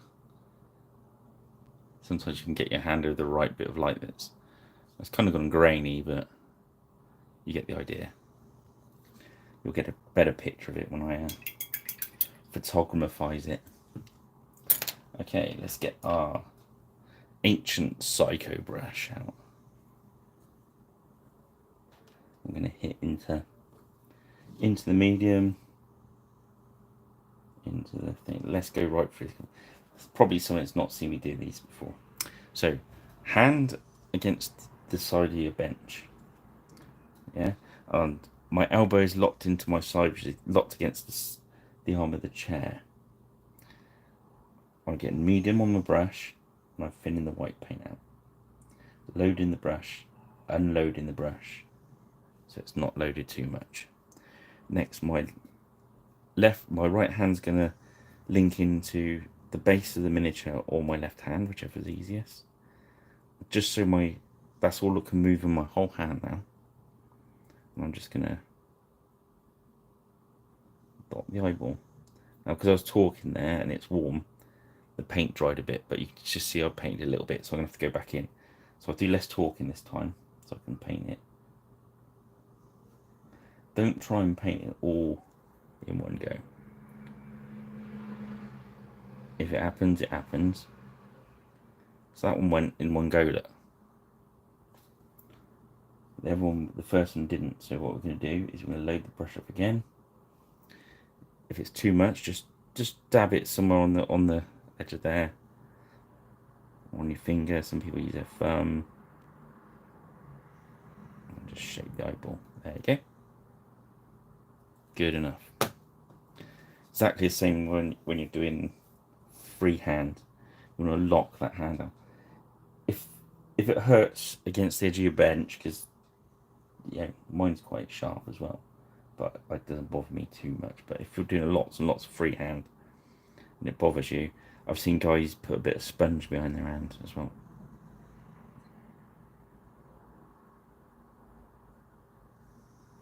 Another way you can do this, if you want, I mean, you'll get this if you practice. Look, you'll get it. But while you're practicing, be prepared to have to go back in with the flesh and tidy it up, like we do with the freehand. And once you get used to it, there we go. Boom, boom. Another way you can do it, if you're not sure about doing the little dots, is paint your whole eye socket, and then paint, once you've painted your black bit in for your eye dot, as it were, you can then paint the flesh in round the edge of the eye to get your eyeball back. Good way to shape eyes, especially on bigger ones.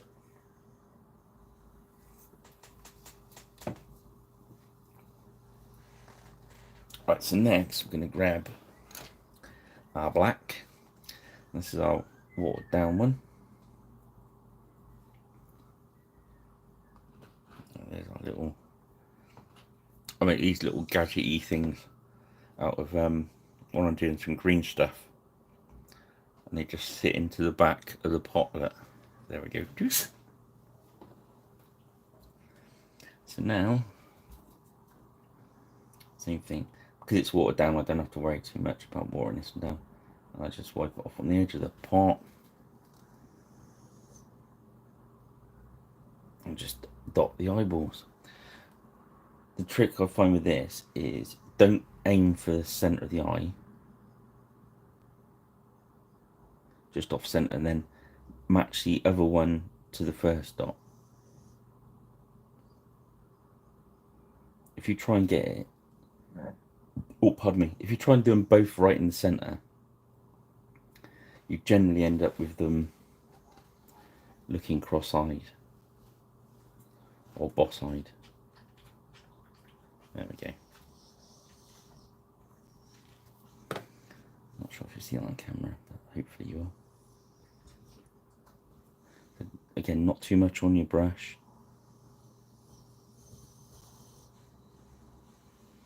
Got your first one. Yeah. Reload your brush, unload your brush, and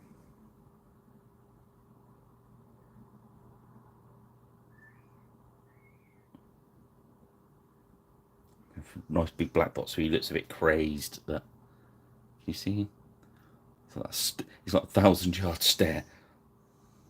These eyes come out quite cool, actually. Always, always, always, always, if you're going to invest in one of these psychos, bear with them. They take a little bit of work to get them working right, but once you do, they're brilliant. And that's worn down so much, and they just keep wearing down and down. That's all I do with that, and then that's all its job is, and it gets the lid put back on it and it gets put out of the way. Then you don't have to keep buying them. I think that was lasted about 2 years, that one. And for the amount of eyeballs I paint, sometimes I use it for the shields as well. Okay, so we've done the brown and we've done the white. So next, let's have a look at, first of all, that green tundra taupe. We're just going to put a little bit of prairie ochre, which is the next one up. Have we done 1 hour 44? That's not bad, is it? For an hour and 3/4, that's where we are. And no one would blame me for stopping there, would they? In fairness.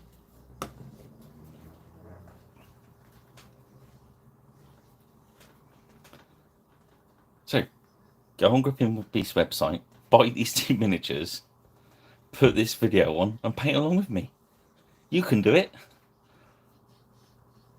You could have stopped 45 minutes ago and done them in an hour.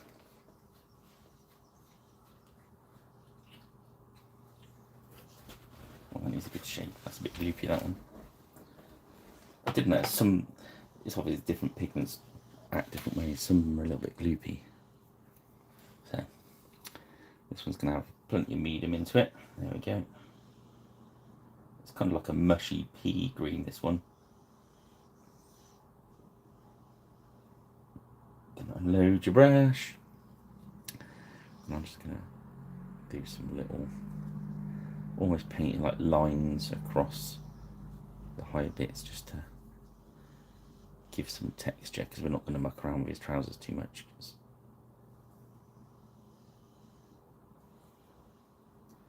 Just going to give him some interest. There we go.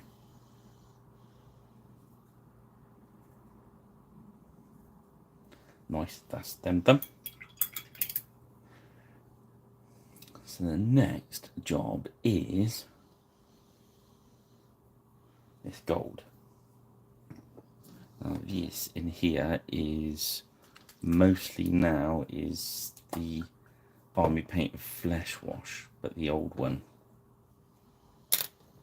because the new one's more brown base and this is more red base. But I've noticed they do a red wash and the new ones they do red tone. There's a dark red tone as well. That's very similar.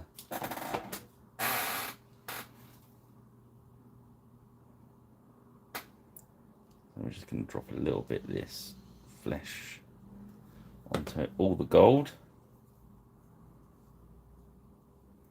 The trick with doing this is to stack as much of it as you possibly can on, because you want it to pull up.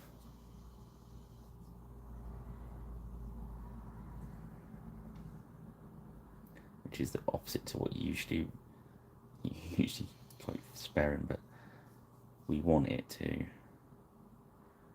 pull up to make it look a bit tarnished and old and dirty. There we go.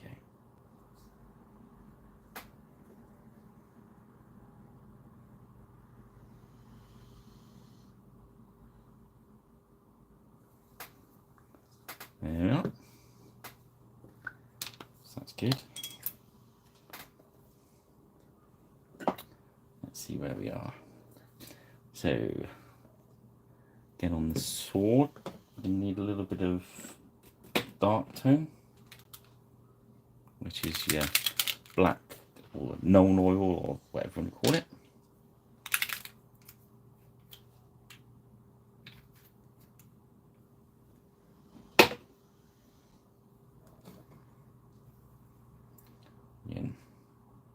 You can use a little bit of medium in this if you wanted, because it's quite a strong black, but I just left some water from washing brush out in the brush, didn't bother to dry it.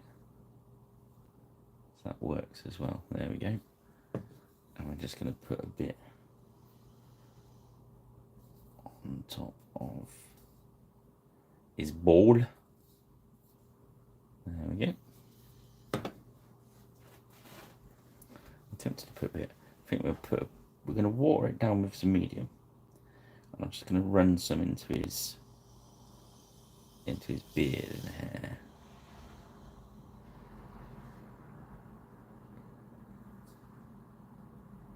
Before we highlight it out, because we can. I'll just be careful not to get it onto the fleshy bits, because it will stain it. But on his sword there, we're just going to wick that away. Wick, wick, wick. There we go. So it's just his hair. We've got to do the flesh highlights. We've done all the, we've got to do the fur and the hair on him. So we're nearly there. So we won't do the flesh or the hair for a minute.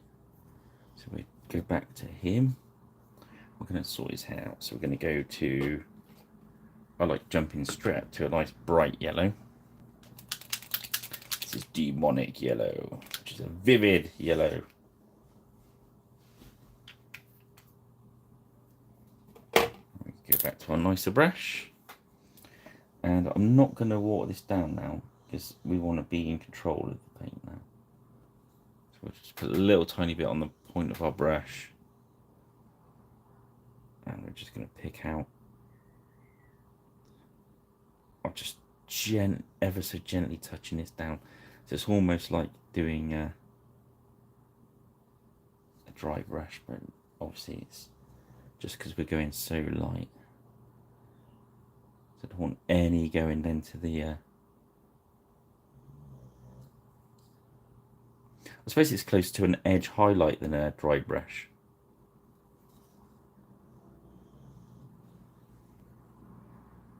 Be very careful you don't get too much.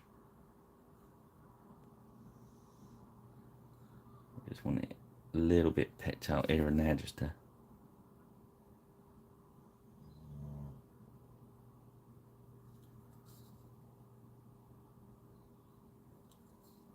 working round, obviously around the top.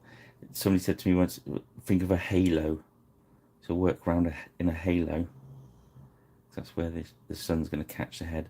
And then just do the odd bit going down. There we go.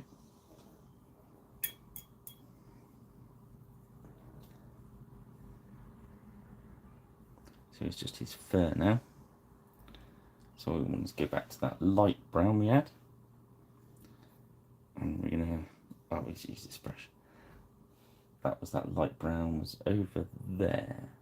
It's one of those two, so it's got quite a bit of water in it now because it's on the wet palette. And we're just going to start dabbing it around the edge. I'm going to leave that dark bit in the middle.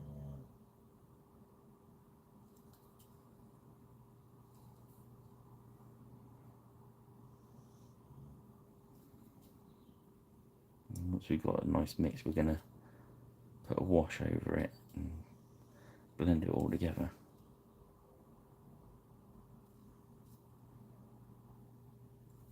So I'm just going back around the same areas just to make that cover a little bit better. This is good if you can do it when it's wet, because it's that wet blend really. So what we do is we grab a little bit of beige colour we had, and that's the worn stone. We're just going to go right around the edge, just tap it. I didn't even wash the brush out, so it's still got some of that other brown in it as well. But we're just going right around the edge.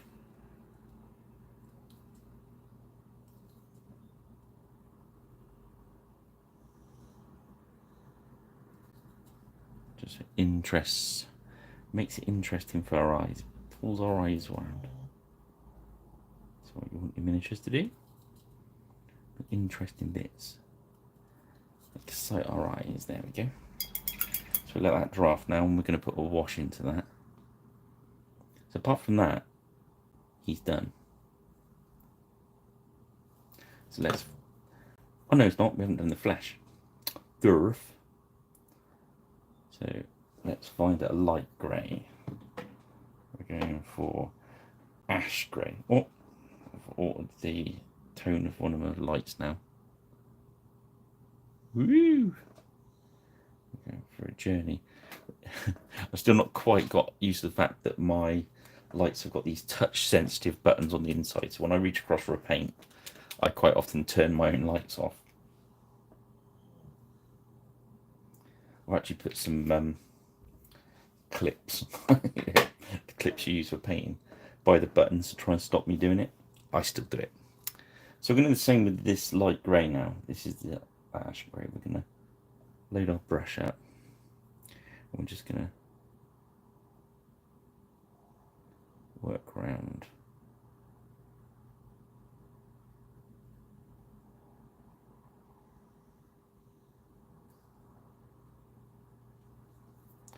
Until we're happy with it. We're going to go around that edge.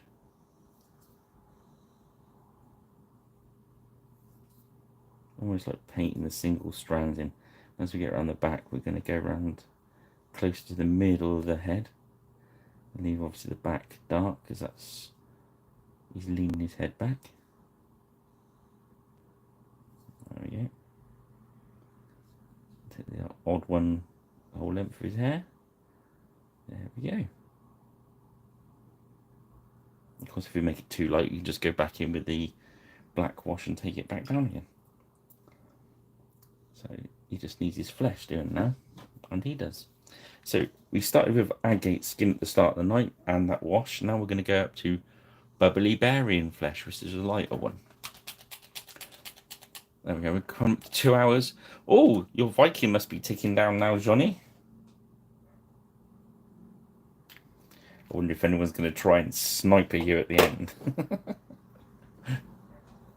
Prepare to be sniped, my friend. Okay, so we're going to load up with some medium. Load it into our brush. take most of it out. So we've got a little tiny. This brush has had it, but it's got like a little piggy tail that.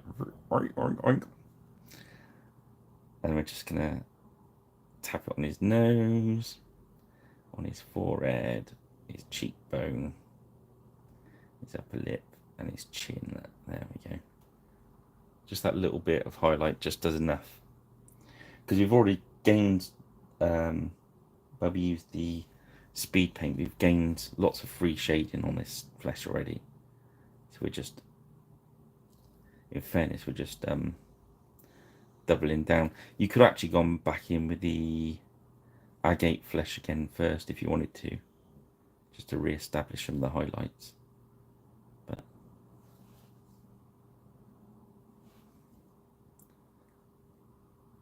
just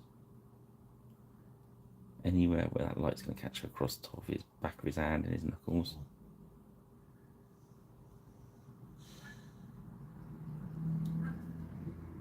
Coming down his shin there,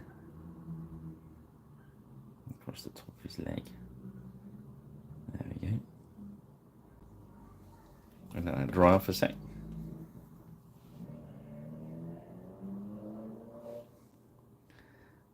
So it's nose. I should have a t-shirt this one. Nose, forehead, cheek, bottom lip, where I painted it grey earlier. It can go back to being flesh now. That's a little bit of his ear. Now he's got a bigger ball patch, so we go across the top there in like a crescent moon shape. So obviously the top of his head's going to catch the light, the back's not. And then this hand is going to catch it across the top, way down there. His thumb.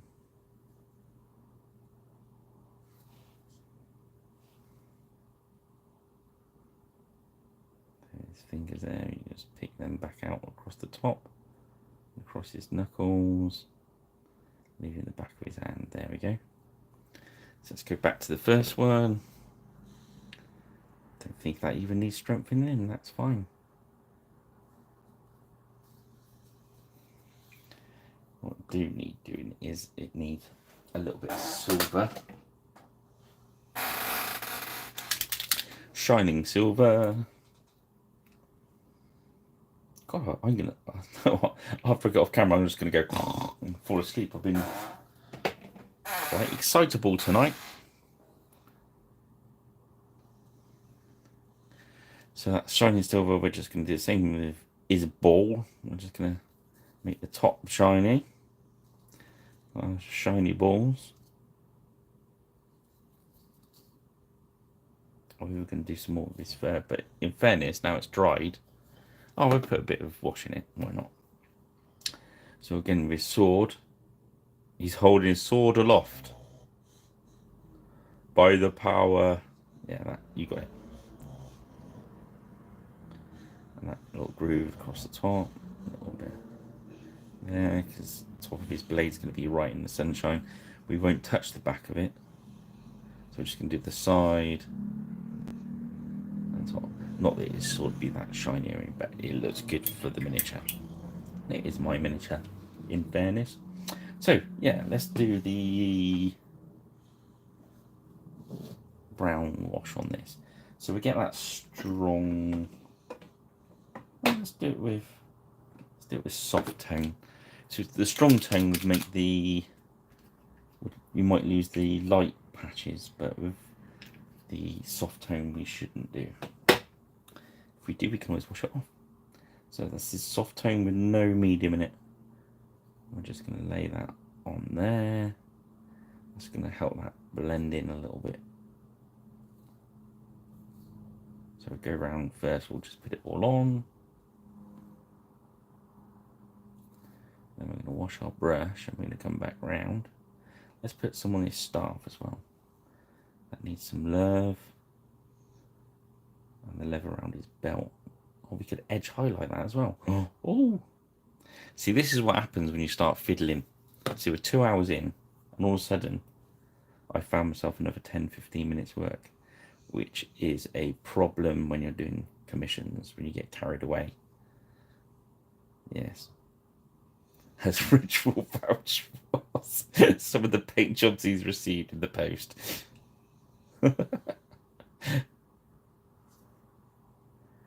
Good for you, bad for business. Hey, gotta love it.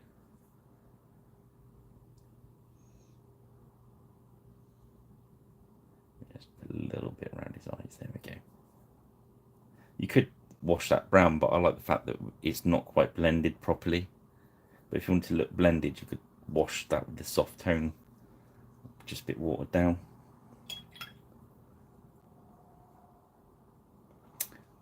So we were going to edge highlight. So we used carnelian skin. So we're gonna edge highlight it with tiger eye. Oh, those zombies, Rich, what do you think of the zombies? Oh, I just got really carried away with those. They're brilliant little miniatures. They're the villager zombies, aren't they? From,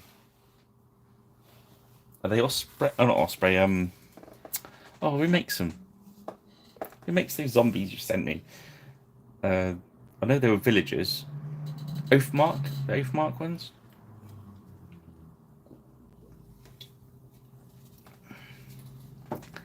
They're brilliant little sculpts. I love them. Fireforge zombies. Zombie villagers, are they? Civilians? They're great. Everyone should buy a box of those, just for doobs and giggles. So yeah, Tiger's Eye skin is where we're going at the moment, before I got sidetracked. Although I think all those miniatures I sent last time I got carried away on the face.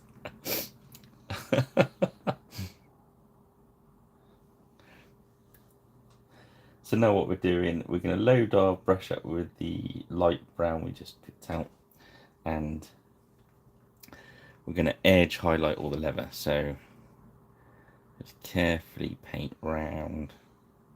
I can't believe I'm doing all this and these are going to go on eBay. Should we put them on eBay?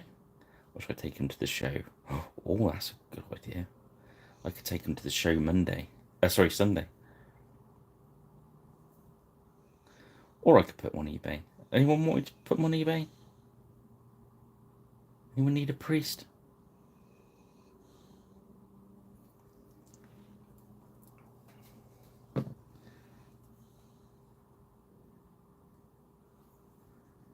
So yeah, so as you see, that was just a simple, I just zipped around there real quick without talking around it. So like on the edge of that pouch there, all I did was paint just across the edge of any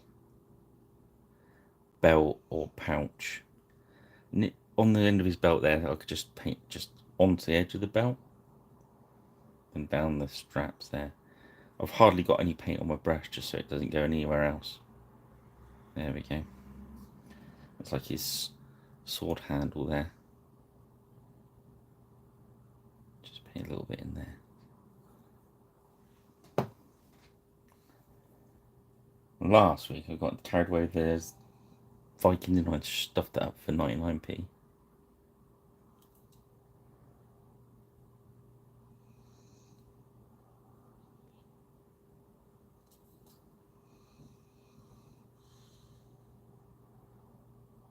I'll probably take these Sunday because I've got, okay, just the edge of that leathery mask on his face.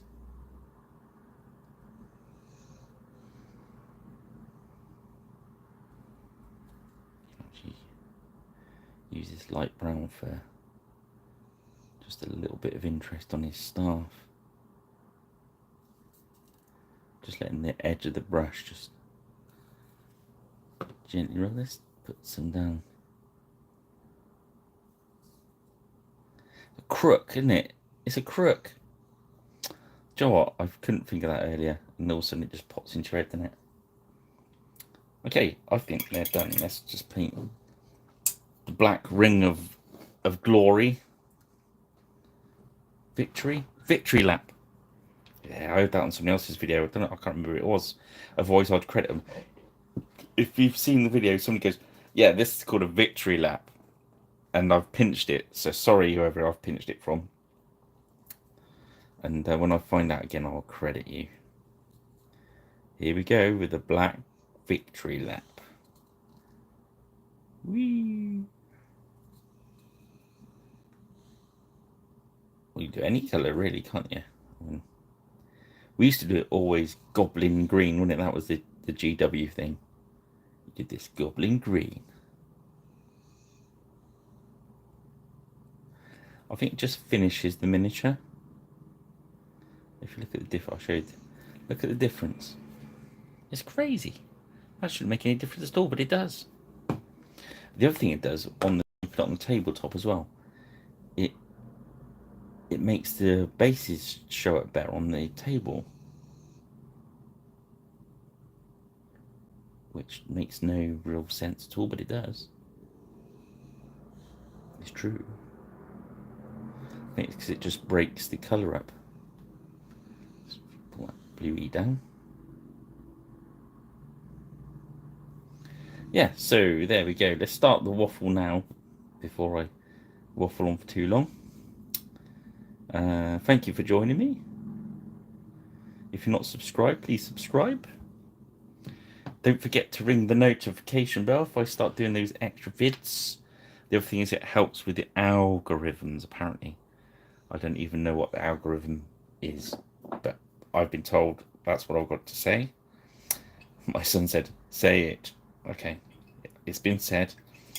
What else?